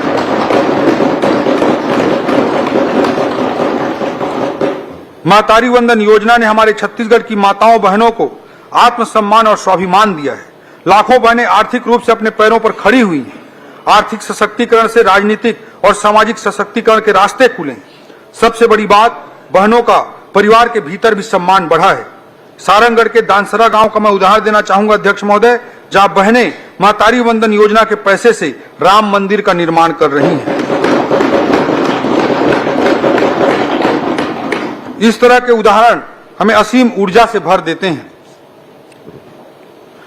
अध्यक्ष महोदय, पूर्ववर्ती सरकार ने रेडी टू ईट पोषाहार का काम हमारी माताओं बहनों से छीनकर कुछ ठेकेदारों के हवाले कर दिया था। माननीय मुख्यमंत्री विष्णुदेव साय जी के नेतृत्व में हमारी सरकार ने इस अन्याय को ठीक करते हुए पुनः इस कार्य को महिला स्व सहायता समूहों को देना प्रारंभ कर दिया है।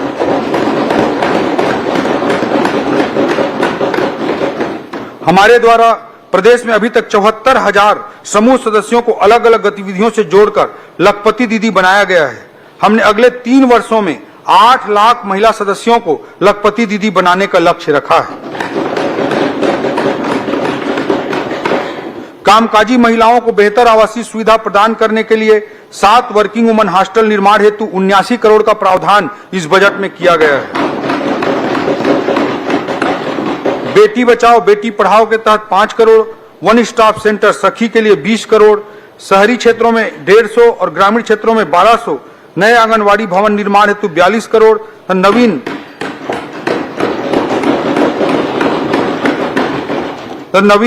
7 परियोजना कार्यालय निर्माण के लिए 3 करोड़ 16 लाख रुपए का बजटीय प्रावधान किया गया है। समाज कल्याण अध्यक्ष महोदय, हमने समाज में सभी वर्ग के लोगों के गरिमामय जीवन को सुनिश्चित करने के लिए अनेक बजटीय प्रावधान किए हैं।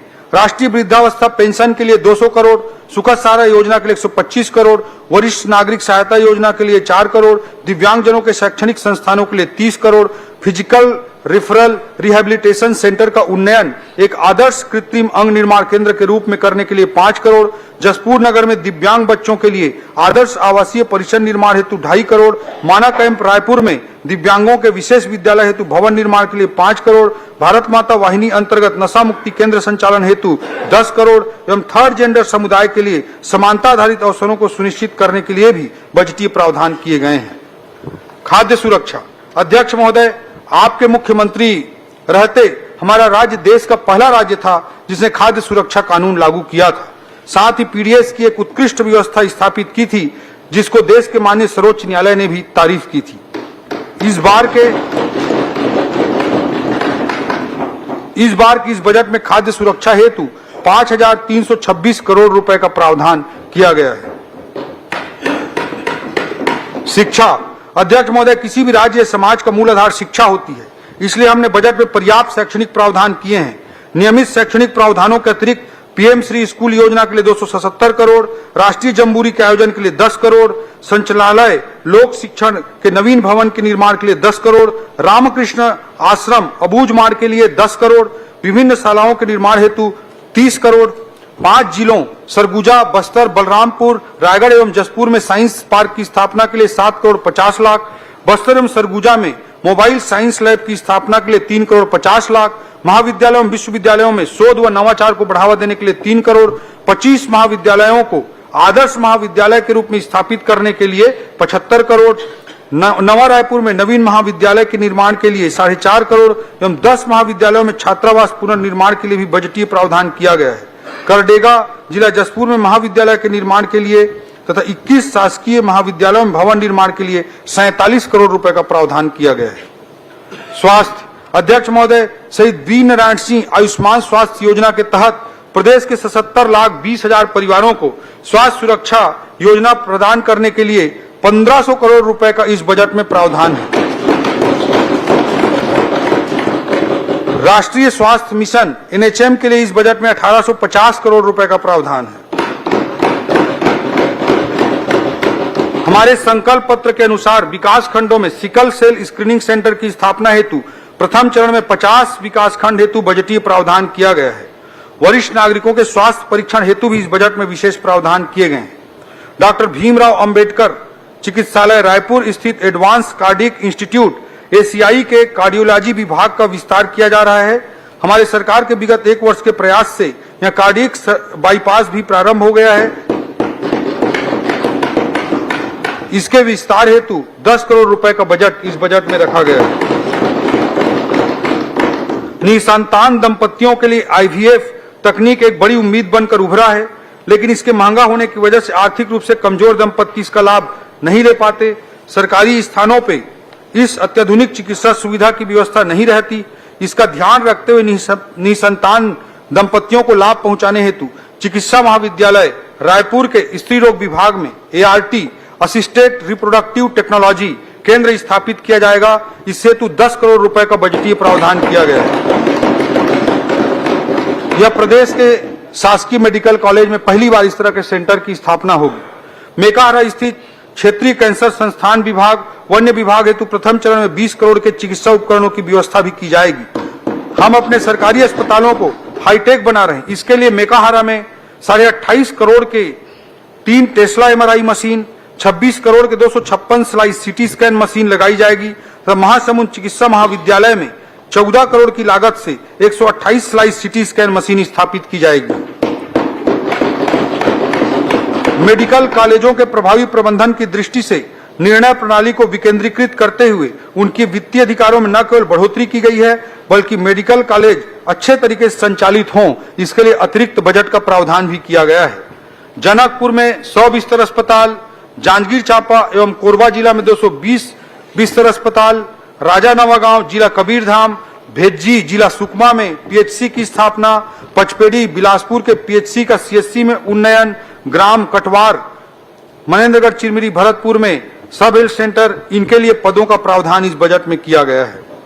इसी तरह सरोना रायपुर में 100 बिस्तर अस्पताल, सरिया सारंगगढ़ बिलाईगढ़ जिला, नवागढ़ बेमेतरा जिला, कटघोरा कोरबा जिला के CHC का 100 बिस्तर अस्पताल में उन्नयन किए जाने हेतु प्रावधान किया गया है।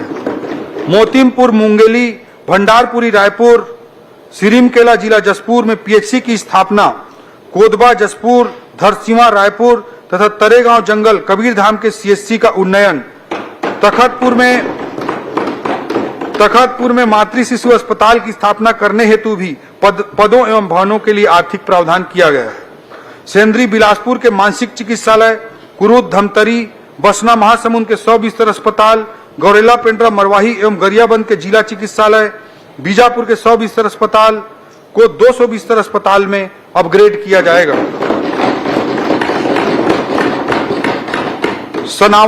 सनावल बलरामपुर जिला, पिपरिया कबीरधाम जिला, गिरौदपुरी बलौदाबाजार जिला, जरहागांव मुंगेली जिला में CHC हेतु ग्राम कोदवा गोडान कबीरधाम इस सब हेल्थ सेंटर के भवनों का निर्माण किए जाने हेतु आवश्यक प्रावधान किया गया है।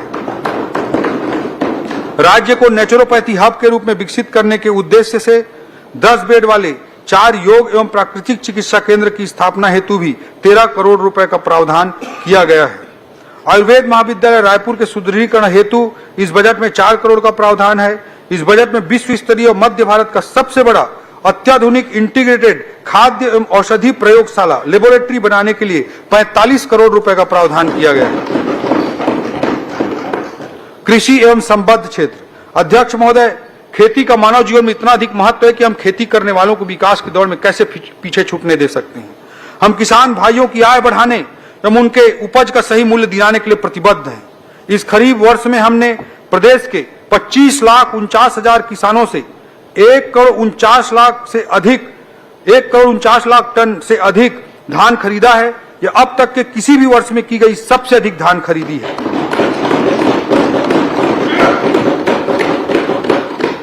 अध्यक्ष महोदय, जब से माननीय श्री विष्णुदेव साय जी के नेतृत्व में हमने कार्यभार संभाला है, प्रदेश के किसानों के खाते में विभिन्न योजनाओं के तहत लगभग 1 लाख करोड़ रुपए की राशि अंतरित की जा चुकी है।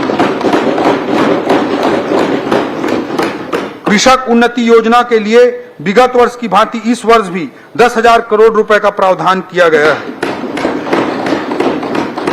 मोदी की गारंटी के तहत दीनदयाल उपाध्याय भूमिहीन कृषि मजदूर कल्याण योजना के माध्यम से 5,62,000 भूमिहीन मजदूरों को सालाना 10,000 रुपए की आर्थिक सहायता करते हुए इस वित्तीय वर्ष में 562 करोड़ का भुगतान किया जा चुका है।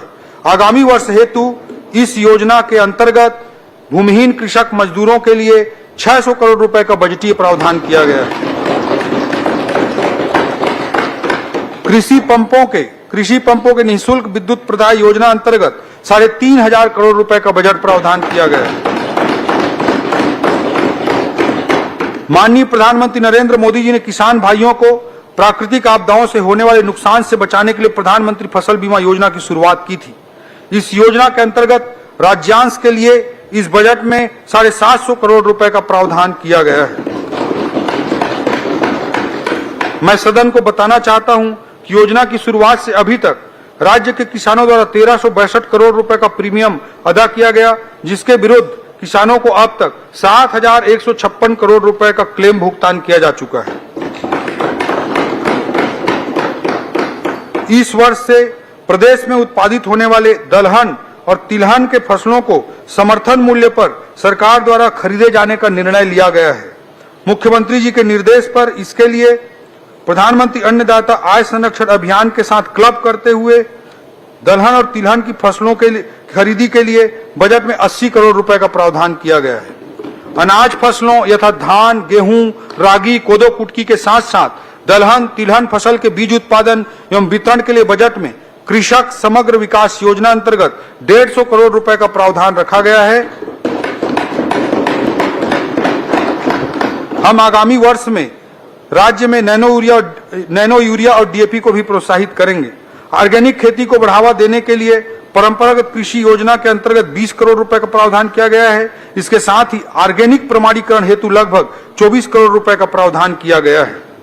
एकीकृत वाटरशेड प्रबंधन कार्यक्रम अंतर्गत 200 करोड़, कृषि पंपों के ऊर्जीकरण के लिए 50 करोड़, गन्ना किसानों को बोनस प्रदान करने हेतु 60 करोड़ का प्रावधान किया गया है। अध्यक्ष महोदय, मुख्य कृषि के साथ साथ संबंधित गतिविधियां किसानों का आय बढ़ाने के लिए अत्यंत जरूरी हैं। बागवानी, हमने बागवानी क्षेत्र के विस्तार हेतु अनेक प्रावधान किए हैं। एकीकृत बागवानी मिशन के लिए 150 करोड़, आयल सीड्स एवं आयल पाम खाद्य तेल नेशनल मिशन अंतर्गत 30 करोड़, आयल पाम की खेती को बढ़ावा देने के लिए 25 करोड़, मसाला क्षेत्र विस्तार योजना अंतर्गत हल्दी एवं अदरक की खेती को बढ़ावा देने के लिए 5 करोड़ का बजटीय प्रावधान किया गया है।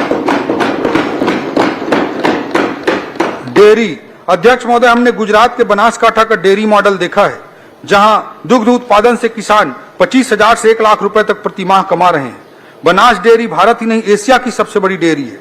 छत्तीसगढ़ में दुग्ध उत्पादन के जरिए किसानों की आय बढ़ाने के लिए हमने मुख्यमंत्री विष्णुदेव साय जी के मार्गदर्शन में national dairy development board NDDB के साथ समझौता किया है। इसके जरिए छत्तीसगढ़ दुग्ध महासंघ से जुड़ी समितियों को तकनीकी जानकारी और प्रशिक्षण दिया जाएगा।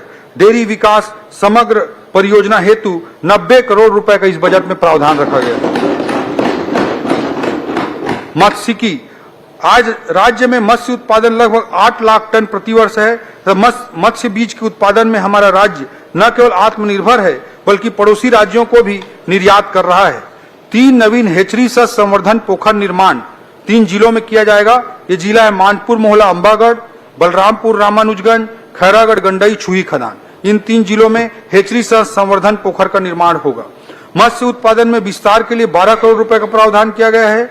इस बजट में बस्तर संभाग में 200 झींगा पालन इकाई स्थापित करने हेतु भी बजट प्रावधान किया गया है। मत्स्यिकी महाविद्यालय कवर्धा परिसर में विभिन्न निर्माण कार्यों हेतु 10 करोड़ रुपए का प्रावधान किया गया है। इस बार हमने अपने बजट में सुअर पालन, बकरी पालन को बढ़ावा देने के लिए बजटीय प्रावधान में कई गुना, लगभग 5 से 6 गुना की वृद्धि की है। 1 लाख मत्स्य एवं पशुपालकों को केसीसी उपलब्ध कराने का लक्ष्य रखा गया है। इसके अलावा कृषि विभाग के बजट में विभिन्न कार्यालय भवनों के लिए भी बजटीय प्रावधान किए गए हैं, जैसे संयुक्त संचालक कृषि बिलासपुर का, उप संचालक कृषि भवन मुंगेली, दुर्ग, बेमेतरा, बलौदाबाजार, जसपुर, कोरबा और सूरजपुर का, एसडीओ कार्यालय कृषि मुंगेली, बलौदाबाजार, पत्थलगांव, कोरबा, कटघोरा, शक्ति का, सहायक भूमि संरक्षण अधिकारी कार्यालय बलौदाबाजार, दुर्ग, कटघोरा का, मिट्टी परीक्षण प्रयोगशाला जगदलपुर, कोरबा का, वरिष्ठ कृषि विस्तार अधिकारी कार्यालय सरगुजा, उसूर, जसपुर, कुनकुरी, फरसाबहार, बगीचा, सहायक संचालन उद्यान कार्यालय गौरेला, पेंड्रा, मरवाही और सूरजपुर जिले का। इस तरह के अनेक प्रावधान किए गए हैं। भवानी साव, रामलाल साव कृषि अभियांत्रिकी एवं प्रौद्योगिकी महाविद्यालय मुंगेली के परिसर में नवीन शासकीय कृषि महाविद्यालय मुंगेली की स्थापना की जाएगी। इस हेतु 5 करोड़ रुपए का बजटीय प्रावधान किया गया है। राज्य बनने के 25 वर्ष बाद भी अंजोरा में एकमात्र पशु चिकित्सा महाविद्यालय आज चल रहा है। इस बजट में बिलासपुर में निर्माणाधीन महाविद्यालय में जो कामों की जरूरत है उसके लिए 7 करोड़ 27 लाख रुपए का प्रावधान किया गया है और हमारा प्रयास रहेगा कि अंजोरा में चल रहे पशु चिकित्सा महाविद्यालय के साथ साथ बिलासपुर में एक और महाविद्यालय काम करे, इसे इसी सत्र से प्रारंभ किया जाए, इसके लिए प्रयास है। सहकारिता अंतर्गत माननीय केंद्रीय गृह एवं सहकारिता मंत्री श्री अमित शाह जी ने सहकार से समृद्धि का नारा दिया है। इस सूत्र वाक्य को मानते हुए हमने अनेकों पहल किए हैं। पैक्स कंप्यूटरीकरण योजना के अंतर्गत प्रथम चरण में राज्य के 2028 पैक्स का कंप्यूटरीकरण करने के लिए 24 करोड़ का प्रावधान किया गया है। सहकारी समितियों को सुविधा संपन्न बनाने की दृष्टि से 500 गोदाम सह कार्यालय भवन के निर्माण के लिए 75 करोड़ रुपए का प्रावधान किया गया है। प्रदेश के शक्कर कारखानों की कार्यशील पूंजी हेतु 40 करोड़ रुपए का प्रावधान किया गया है। जल संसाधन अध्यक्ष महोदय, राज्य में सुदृढ़ सिंचाई व्यवस्था कृषि विकास, खाद्य सुरक्षा एवं समृद्ध ग्रामीण अर्थव्यवस्था की बुनियाद है। प्रदेश में ऐसे सैकड़ों सिंचाई परियोजनाएं हैं जो विगत कई वर्षों से अपूर्ण हैं।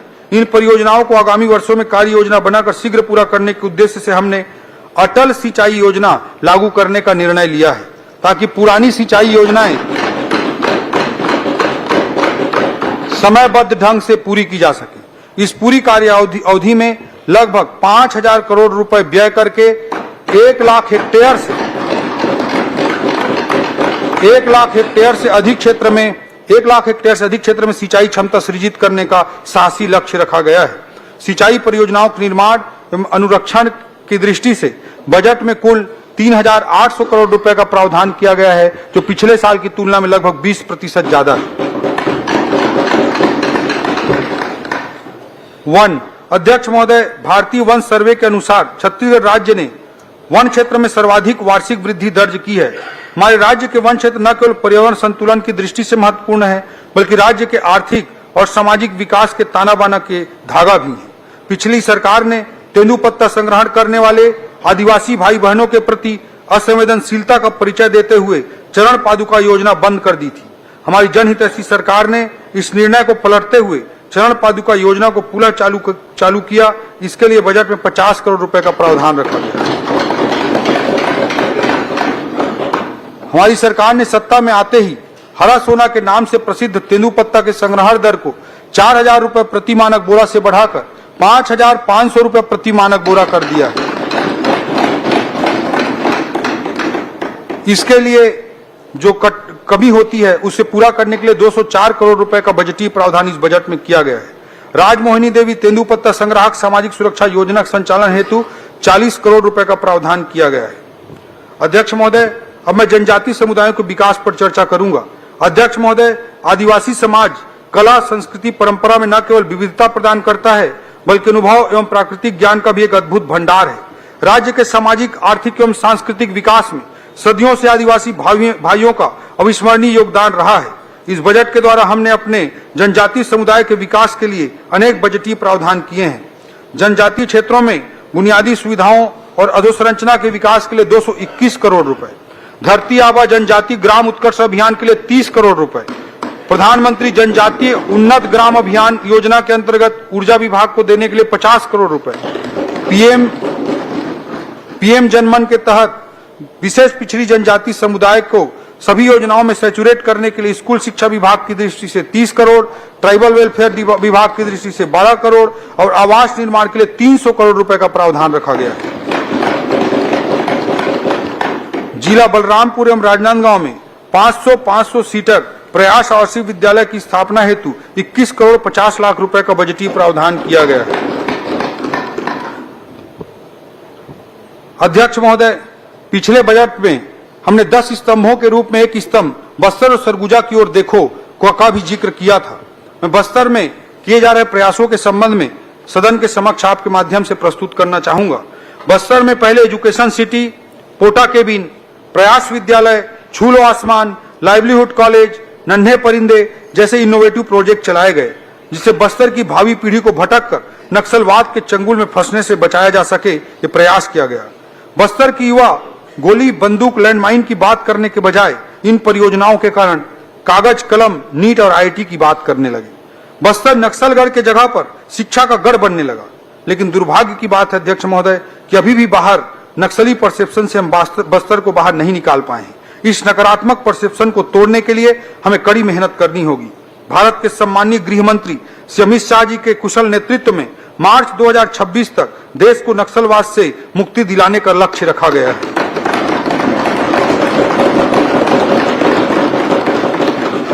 हमारे छत्तीसगढ़ के मुख्यमंत्री एवं उप मुख्यमंत्री जी की अगुवाई में हमने नक्सलवाद पर प्रचंड प्रहार करते हुए मात्र 1.25 साल के छोटे अंतराल में 305 से अधिक नक्सलियों को मार गिराया है तथा लगभग 1000 नक्सलियों को आत्मसमर्पण करा के मुख्य धारा से जोड़ने का काम किया है। नक्सलवाद से मुक्ति के साथ ही बस्तर के नक्सल प्रभावित क्षेत्र में विकास का मार्ग प्रशस्त हो रहा है और अब वहां गोलियों की गूंज नहीं बल्कि स्कूलों की घंटियां और मांदर के थाप सुनाई पड़ने लगे हैं। अब बस्तर की फिजाओं में दहशत का सन्नाटा नहीं बल्कि महुआ की भीनी भीनी खुशबू का एहसास होने लगा है। आज जहां कोंटा ब्लॉक के पुअर्ती जैसे गांव जो माओवादी हिंसा के केंद्र बिंदु थे, वहां पर पहली बार लोगों ने पंचायत चुनाव में बढ़ चढ़कर हिस्सा लिया और लोकतंत्र पर अपना भरोसा जताया है। इस वर्ष बस्तर ओलंपिक का आयोजन किया गया जिसमें 1,65,000 लोगों ने हिस्सा लिया। इसमें 300 से अधिक ऐसे खिलाड़ी थे जो आत्मसमर्पित नक्सली थे। इस नए वित्तीय वर्ष में बस्तर ओलंपिक के आयोजन के लिए भी बजट का प्रावधान किया गया है। बस्तर के जनमानस में स्वस्थ, सकारात्मक एवं सृजनात्मक भावना उत्पन्न करने के लिए जगह जगह पर योग शिविर का आयोजन किया जाएगा। इसके लिए भी इस बजट में 2 करोड़ रुपए का बजटीय प्रावधान किया गया है। अध्यक्ष महोदय, बस्तर पर्व, त्योहार, मेला मड़ाई और उत्सवों का सदैव केंद्र बिंदु रहा है और वहां की संस्कृति की यही पहचान है। बस्तर मड़ाई और बस्तर में मैराथन के लिए भी इस बजट में प्रावधान किया गया है। बस्तर के सांस्कृतिक वैशिष्ट, समृद्ध प्रकृति और जलवायु की विशिष्टता के कारण इको और फार्म टूरिज्म की संभावनाएं, जैव विविधता अवलोकन एवं टूरिज्म जोन के निर्माण के लिए 10 करोड़ रुपए का बजटीय प्रावधान किया गया है। बस्तर में जैसे जैसे नक्सलवाद का सूर्यास्त हो रहा है, वह समग्र विकास के दृष्टिकोण से नियत नेल्ला नार अर्थात मेरा सुंदर गांव योजना के माध्यम से नक्सल प्रभावित गांवों को हितग्राही मूलक योजनाओं से सैचुरेट करने का लक्ष्य रखा गया है। इसके लिए इस बजट में 25 करोड़ रुपए का प्रावधान अतिरिक्त किया गया है। अध्यक्ष महोदय, इस खरीफ सीजन में सिर्फ बस्तर क्षेत्र के लगभग 2.5 लाख किसान भाइयों से 14 लाख मीट्रिक टन धान की रिकॉर्ड खरीदी की गई तथा लगभग 3,228 करोड़ उनके खाते में सीधे भुगतान किए गए हैं। अध्यक्ष महोदय, हमारा प्रयास यह भी है कि कोंडा गांव के नवनिर्मित एथेनॉल प्लांट भी इसी वित्तीय वर्ष में प्रारंभ हो सके, जिससे कि क्षेत्र के किसानों को इसका बहुप्रतीक्षित लाभ मिलना शुरू हो जाए। अध्यक्ष महोदय, इसी तरह सरगुजा का अंचल भी हमारे छत्तीसगढ़ की दृष्टि से अत्यंत महत्वपूर्ण है। पिछली सरकार में सरगुजा क्षेत्र लगातार उपेक्षाओं का शिकार रहा, लेकिन माननीय विष्णुदेव साय जी के नेतृत्व में अब सरगुजा क्षेत्र में विकास के नए युग का प्रारंभ हुआ है। सरगुजा अंचल के सभी जिलों के समग्र और संतुलित विकास हेतु हमारी सरकार ने इस बजट में अनेकों प्रावधान किए हैं। हमारी सरकार आने के बाद अंबिकापुर मेडिकल कॉलेज हेतु 118 करोड़ रुपए हमने जारी किए हैं। पुनरीक्षित प्रशासकीय स्वीकृति के रूप में इस अंबिकापुर के मेडिकल कॉलेज हेतु 110 करोड़ रुपए की अतिरिक्त राशि भी इस वर्ष जारी की जाएगी। सरगुजा में बांस की खेती के लिए 10 करोड़ रुपए का प्रावधान किया गया है। जसपुर पर्यटन सर्किट, जिसमें तातापानी, सेमरसोत अभ्यारण्य, पंडरापाट, जसपुर, मयाली, कुनकुरी, कैलाश गुफा, मैनपाट आदि शामिल हैं। इस टूरिस्ट सर्किट के लिए 10 करोड़ रुपए का प्रावधान किया गया है। बलरामपुर में प्रयास विद्यालय स्थापना हेतु 20 करोड़ का प्रावधान। सरगुजा अंचल के दूरस्थ क्षेत्रों में अच्छी स्वास्थ्य सुविधाएं देने के लिए कुनकुरी में मेडिकल कॉलेज, मनेन्द्रगढ़ में मेडिकल कॉलेज भवन, मनेन्द्रगढ़ में मानसिक रोगी अस्पताल हेतु भी बजटीय प्रावधान किए गए हैं। जसपुर एवं मनेन्द्रगढ़ में प्राकृतिक चिकित्सा केंद्र और फिजियोथेरेपी केंद्र हेतु भी बजट प्रावधान किया गया है। अंबिकापुर इंजीनियरिंग कॉलेज के भवन निर्माण का भी इस बजट में प्रावधान किया गया है।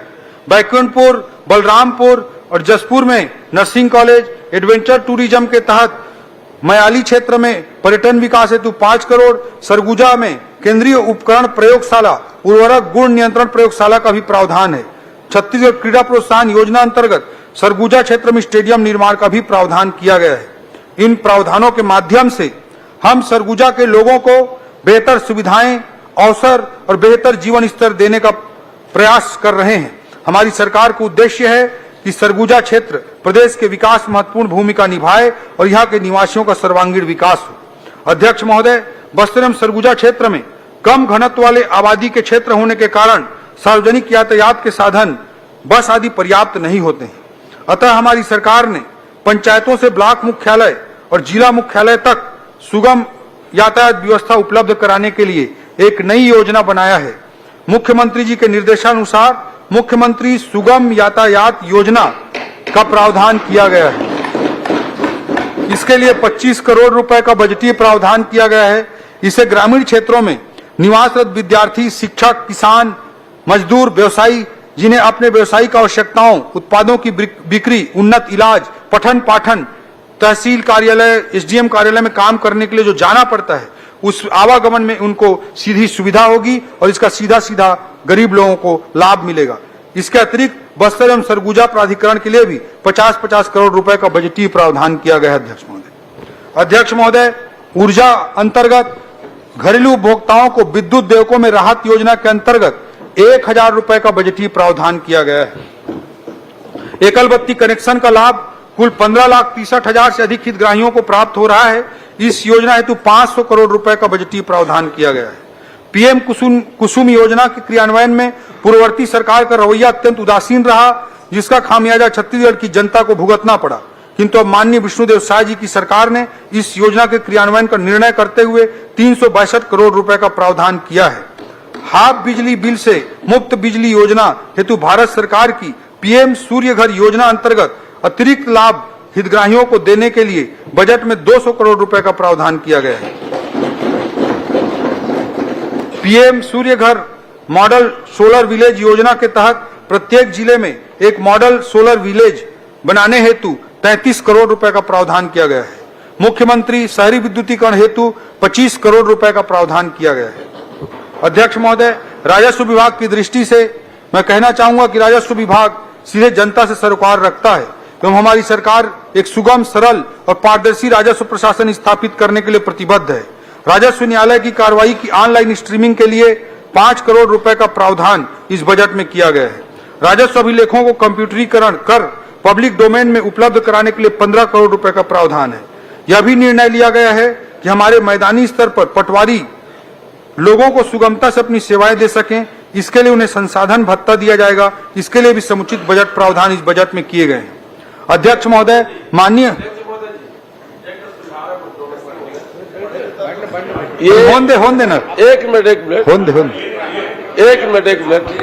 अध्यक्ष महोदय, माननीय मुख्यमंत्री विष्णुदेव साय जी के नेतृत्व में हमने अचल संपत्ति के अंतरण पर एक विशेष प्रावधान है, इसको सुने सभी लोग ध्यान से, मेरा रिक्वेस्ट है।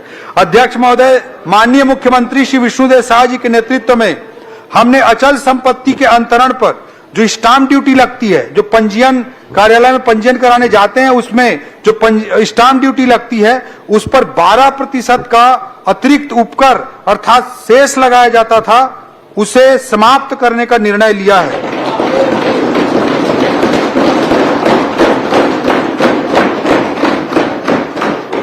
कानून व्यवस्था अंतर्गत अध्यक्ष महोदय, हमारे राज्य में कानून व्यवस्था चुस्त दुरुस्त करने, रिस्पॉन्सिबल एवं रिस्पॉन्सिव पुलिसिंग के लिए बजट में विशेष प्रावधान किए गए हैं। आज आधुनिक युग में जिस तरह से समाज का आधुनिकीकरण हो रहा है, उसी तरह अपराध के भी नए नए रूप देखने को मिल रहे हैं, जैसे कि साइबर क्राइम, साइबर अरेस्ट आदि। इसी वर्ष 5 नवीन साइबर थाने बलौदाबाजार भाटापारा जिला, धमतरी, महासमुंद, जांजगीर चांपा तथा जसपुर में खोले जाएंगे। साइबर एवं वित्तीय अपराध के रोकथाम, विवेचना इत्यादि के लिए विशेषज्ञों के सेवा प्राप्त करने एवं साइबर फॉरेंसिक शाखाओं को फॉरेंसिक उपकरणों, सॉफ्टवेयर इत्यादि के लिए भी बजटीय प्रावधान किया गया है।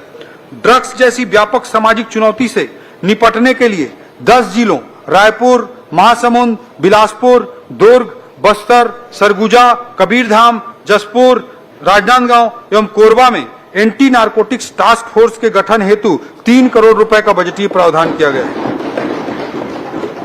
इसके साथ ही किसी भी विशेष परिस्थिति से निपटने के लिए एनएसजी की तर्ज पर एक आधुनिक force SOG special operation group का गठन करने का निर्णय हमारी सरकार ने लिया है।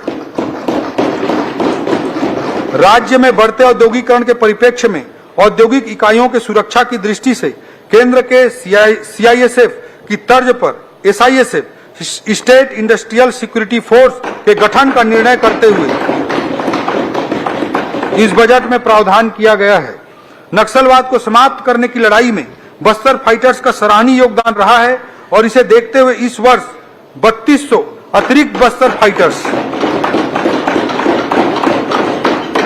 3200 अतिरिक्त बस्तर फाइटर्स के पदों के सृजन का प्रावधान किया गया है। 6 नवगठित जिलों में अजाक थाना, कोरबा, जांजगीर एवं सूरजपुर में 3 नवीन महिला थाना तथा सुकमा जिले के 2 नक्सल प्रभावित गांव एलमागुंडा तथा डब्बा कोंटा में नवीन पुलिस थाना हेतु भी बजटीय प्रावधान किया गया है। पुलिस बल को मजबूत करने के लिए एक नवीन भारत रक्षित वाहिनी का गठन किया जाएगा। इसके नवीन पदों के लिए बजट में 39 करोड़ रुपए का प्रावधान किया गया है। अध्यक्ष महोदय, जनसंपर्क विभाग शासन के कार्यों को जनता तक पहुंचाने का कार्य करता है। इस बजट में जनसंपर्क विभाग के लिए 550 करोड़ रुपए का बजटीय प्रावधान किया गया है। इस बजट में पत्रकार साथियों के समाज में विशेष योगदान को देखते हुए माननीय मुख्यमंत्री जी के निर्देश पर अनेक प्रावधान किए गए हैं। रायपुर में प्रेस क्लब के रिनोवेशन एवं विस्तार हेतु 1 करोड़ रुपए का बजटीय प्रावधान किया गया है। पत्रकार सम्मान निधि की राशि को दोगुना करते हुए 10,000 से बढ़ाकर 20,000 रुपए करने का निर्णय लिया गया है। पत्रकार साथियों के एक्सपोजर विजिट के लिए 1 करोड़ रुपए का बजटीय प्रावधान किया गया है। अध्यक्ष महोदय, इस बार माननीय मुख्यमंत्री विष्णुदेव साय जी के नेतृत्व में राज्य में प्रवासी सम्मेलन भी कराने का निर्णय किया गया है और इसके लिए बजट में प्रावधान किया गया है। अध्यक्ष महोदय, हमारी सरकार ने अभी निर्णय लिया है कि शासकीय कर्मचारियों को मिलने वाला महंगाई भत्ता डीए बढ़ाकर 53% कर दिया जाएगा।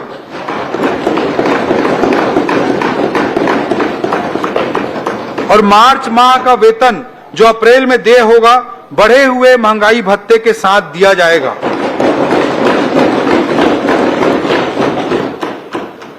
वित्तीय अनुशासन वर्ष 2025-26 का बजट अनुमान। अध्यक्ष महोदय, अब मैं वित्तीय वर्ष 2025-26 का बजट अनुमान सदन के समक्ष प्रस्तुत करता हूं। बजट अनुमान सरकार की योजनाओं और प्राथमिकताओं का स्पष्ट प्रतिबिंब होता है। ये केवल संख्याएं मात्र नहीं है अध्यक्ष महोदय, बल्कि सरकार की प्रतिबद्धता का प्रतीक है कि हम छत्तीसगढ़ के विकास और कल्याण के लिए कितनी दूर तक जाने को तैयार हैं। प्राप्तियों का मैं जिक्र करना चाहूंगा अध्यक्ष महोदय। वर्ष 2025-26 में 1,65,100 करोड़ की कुल प्राप्ति का अनुमान है, जो गत वर्ष की अनुमानित प्राप्तियों से 12% अधिक है। कुल प्राप्तियों में राज्य की राजस्व प्राप्तियां 76,000 करोड़, केंद्र से प्राप्तियां 65,000 करोड़ एवं पूंजीगत प्राप्तियां 24,100 करोड़ रुपया अनुमानित है। राज्य की राजस्व प्राप्तियों में कर राजस्व 54,000 करोड़ एवं करेत्तर राजस्व 22,000 करोड़ अनुमानित है। हमारी सरकार द्वारा राजस्व संग्रहण के लिए आधुनिक तकनीकों का उपयोग तथा प्रशासन को सरल और पारदर्शी बनाने के लिए अनेक उपाय किए जा रहे हैं। इससे बिना कोई नया कर अधिरोपित किए राज्य के स्वयं के राजस्व में 11% वृद्धि का अनुमान किया गया है। अध्यक्ष महोदय, व्यय की दृष्टि से वर्ष 2024-25 के लिए कुल व्यय 1,65,000 करोड़ रुपए अनुमानित है, जिसमें राजस्व व्यय 1,38,196 करोड़ एवं पूंजीगत व्यय 26,341 करोड़ अनुमानित है। वर्ष 2024-25 में पूंजीगत व्यय का प्रावधान 22,300 करोड़ था। वर्ष 2025-26 में 26,341 करोड़ रुपए का प्रावधान किया गया है, जो कि गत वर्ष की तुलना में 18% अधिक है।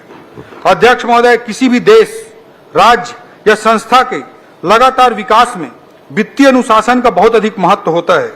जैसा कि हमने 2047 के विजन को सामने रखा है, इसलिए दीर्घकालिक समय अवधि में राज्य को वित्तीय अनुशासन में रखने के लिए हम कटिबद्ध हैं।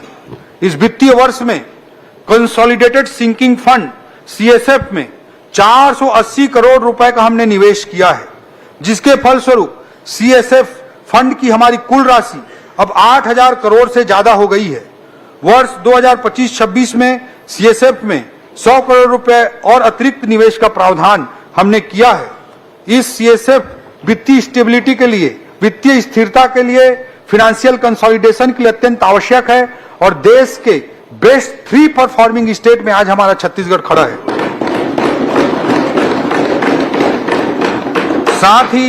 साथ ही गारंटी रिडेम्पशन फंड जीआरएफ में इस वित्तीय वर्ष में 500 करोड़ रुपए के निवेश का प्रावधान हमने किया है।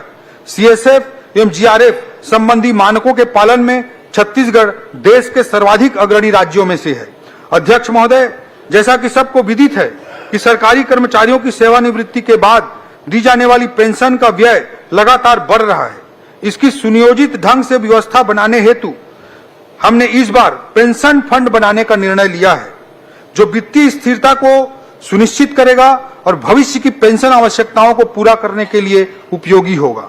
इसके लिए एक अधिनियम भी हम बनाएंगे और इस फंड के लिए 456 करोड़ रुपए निवेश का बजटीय प्रावधान भी हमने किया है। अध्यक्ष महोदय, पेंशन के भविष्य की लायबिलिटी को ध्यान में रखते हुए कदम उठाने वाले संभवतः हम देश के प्रथम राज्य होंगे। अध्यक्ष महोदय, खनिज संसाधनों से परिपूर्ण होने के कारण हमारे राजस्व में खनिजों पर रॉयल्टी का महत्वपूर्ण योगदान है। ज्यादातर रॉयल्टी खनिजों के मूल्य के प्रतिशत पर आधारित होती है, इसलिए अंतर्राष्ट्रीय कारणों से खनिजों के मूल्य में उतार चढ़ाव के कारण हमारे राजस्व में भी उतार चढ़ाव आता रहता है। इसको स्थिर करने हेतु एवं साथ ही निवेश का लाभ लेने एवं दीर्घकालिक विकास को लक्षित करते हुए ग्रोथ एंड स्टेबिलिटी फंड की भी स्थापना की जाएगी, जिसमें वर्ष 2025-26 में प्रारंभिक निवेश स्वरूप 100 करोड़ रुपए निवेश किया जाएगा। यह फंड दीर्घकालिक आर्थिक स्थिरता और प्रदेश के सतत विकास को सुनिश्चित करने का एक साधन बनेगा।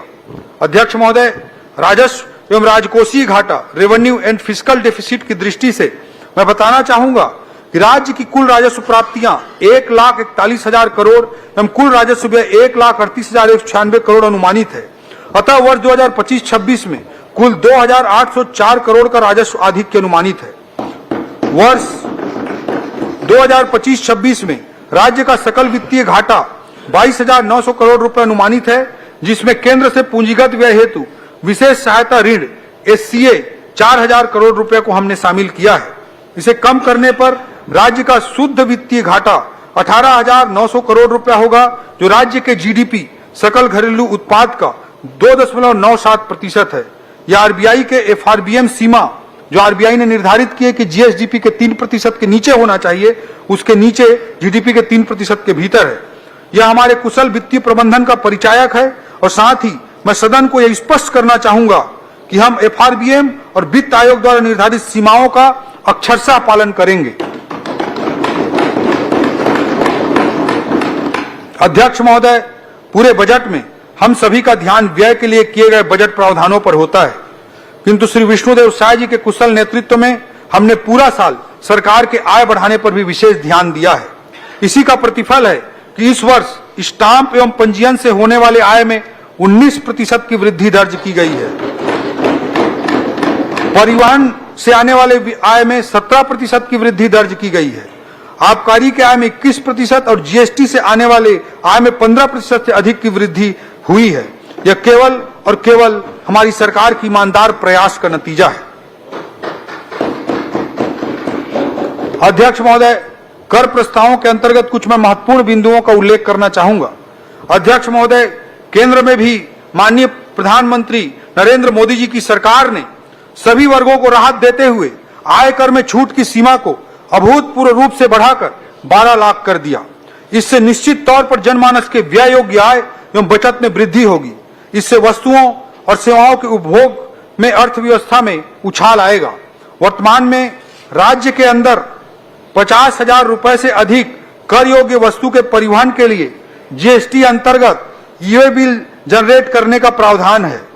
छोटे व्यवसायियों को राहत देने और ईज ऑफ डूइंग बिजनेस की दृष्टि से ई-वे बिल जनरेट करने की मूल्य सीमा कुछ आपवादिक वस्तुओं को छोड़कर 50,000 रुपए से बढ़ाकर 1 लाख रुपए की जाएगी। राज्य में बड़ी संख्या में छोटे व्यवसायियों पर कई वर्षों से पुराना वैट बकाया है। ऐसे व्यवसायियों के लिए बकाया कर माफी योजना का निर्णय भी जीएसटी विभाग के अंतर्गत लिया गया है। 10 वर्ष से ज्यादा पुराने प्रकरणों जिसमें वैट और सीएसटी तब प्रवेश कर 25,000 रुपए से कम देय है उनकी बकाया राशि माफ कर दी जाएगी। इससे शासन को देय लगभग 11 करोड़ के लगभग की राशि माफ होगी, लेकिन इससे 62,000 से अधिक प्रकरणों का निराकरण संभव हो सकेगा और 40,000 से अधिक व्यवसायियों को इसका लाभ मिलेगा। राशि की माफी से अधिक महत्वपूर्ण प्रक्रियाओं से मुक्ति है। वकील लेके ऑफिस में खड़ा नहीं होना पड़ेगा। कंप्लायंस बर्डन और ईज ऑफ डूइंग बिजनेस की दृष्टि से यह छत्तीसगढ़ राज्य द्वारा उठाया गया, मुख्यमंत्री जी के मार्गदर्शन में उठाया गया ऐतिहासिक कदम है। इन निर्णयों का उद्देश्य यह है कि छोटे व्यापारियों को राहत देकर उनके व्यवसाय को बढ़ाने का अवसर प्रदान करें, प्रदेश में कर अनुपालन का सकारात्मक वातावरण निर्मित हो। हमारी सरकार ने इस वित्तीय वर्ष में बल्क डीजल क्रय पर मुख्यमंत्री जी के मार्गदर्शन में वैट को घटाकर 17% किया था, ताकि स्थानीय उद्योगों को इसका लाभ मिले एवं अन्य राज्यों की कम दर से छत्तीसगढ़ को होने वाले राजस्व नुकसान को रोका जा सके। इसी कड़ी में रजत जयंती वर्ष में मुख्यमंत्री विष्णुदेव साय जी की ओर से आगामी वित्तीय वर्ष 1 अप्रैल 2025 से पेट्रोल पर जो वैट लगता है उस पेट्रोल की कीमत में 1 रुपए कमी करने का निर्णय लिया गया है।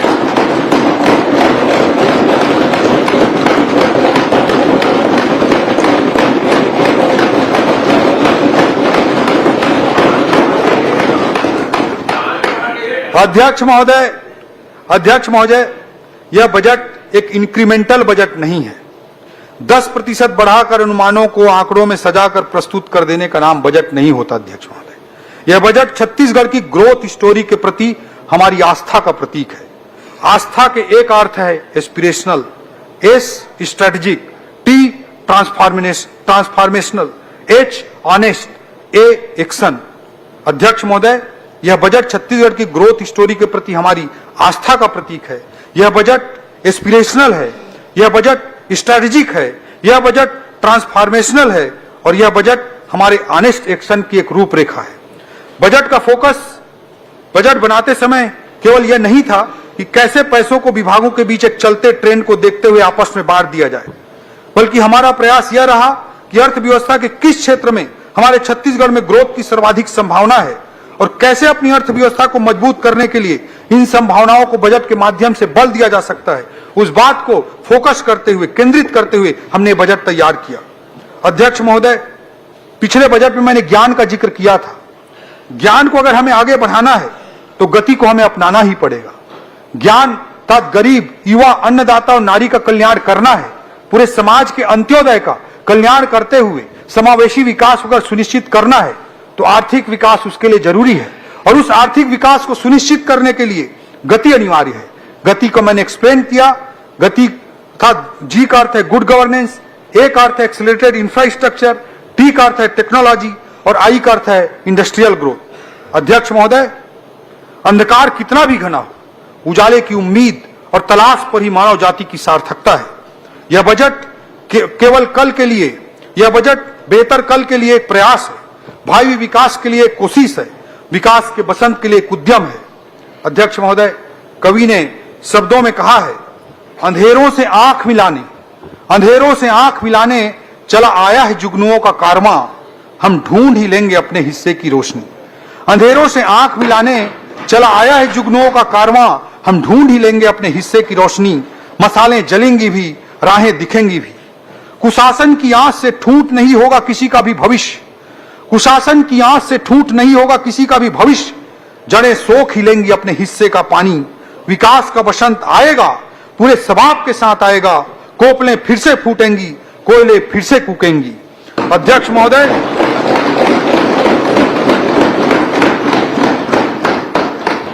महोदय, इन्हीं शब्दों के साथ मैं वर्ष 2025-26 का वार्षिक वित्तीय विवरण तथा अनुदान की मांगे इस सम्माननीय सदन के समक्ष आपके माध्यम से प्रस्तुत करता हूं। जय भारत, जय छत्तीसगढ़।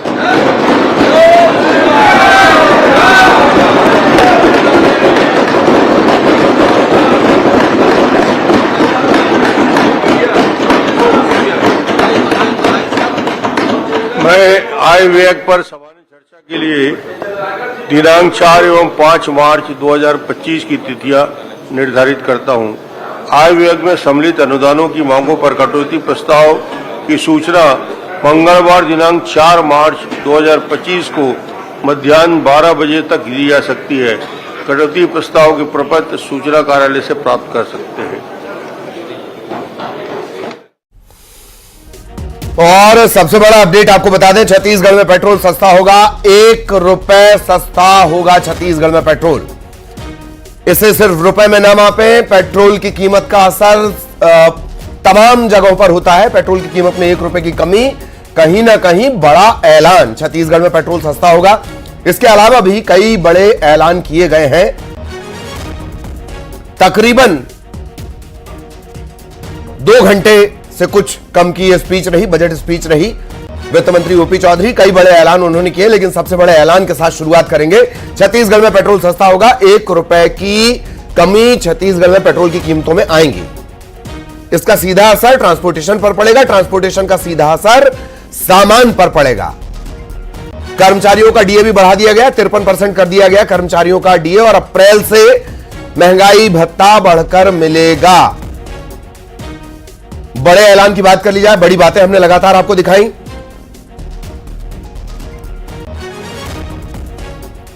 छत्तीसगढ़ का बजट 25-26 बतौर वित्त मंत्री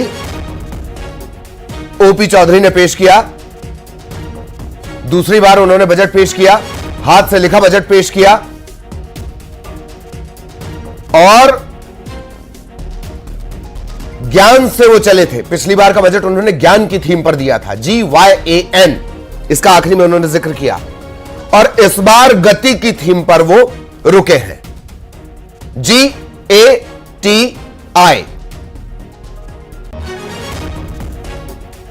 छत्तीसगढ़ का बजट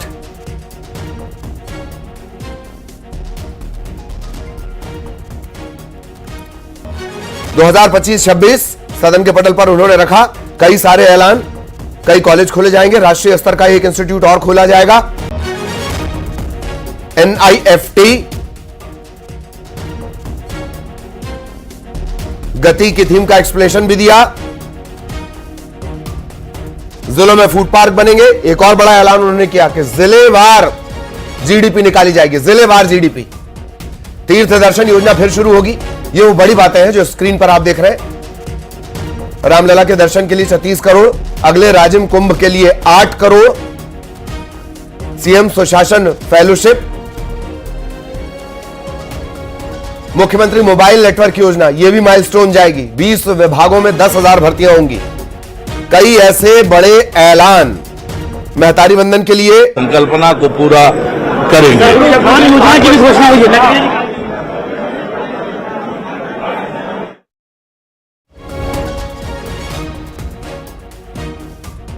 सरकारी कर्मचारियों को 53% डीए। गति की थीम, ज्ञान से चले थे गति पर आए। G good governance, A accelerating infrastructure, T technology, I industrial growth.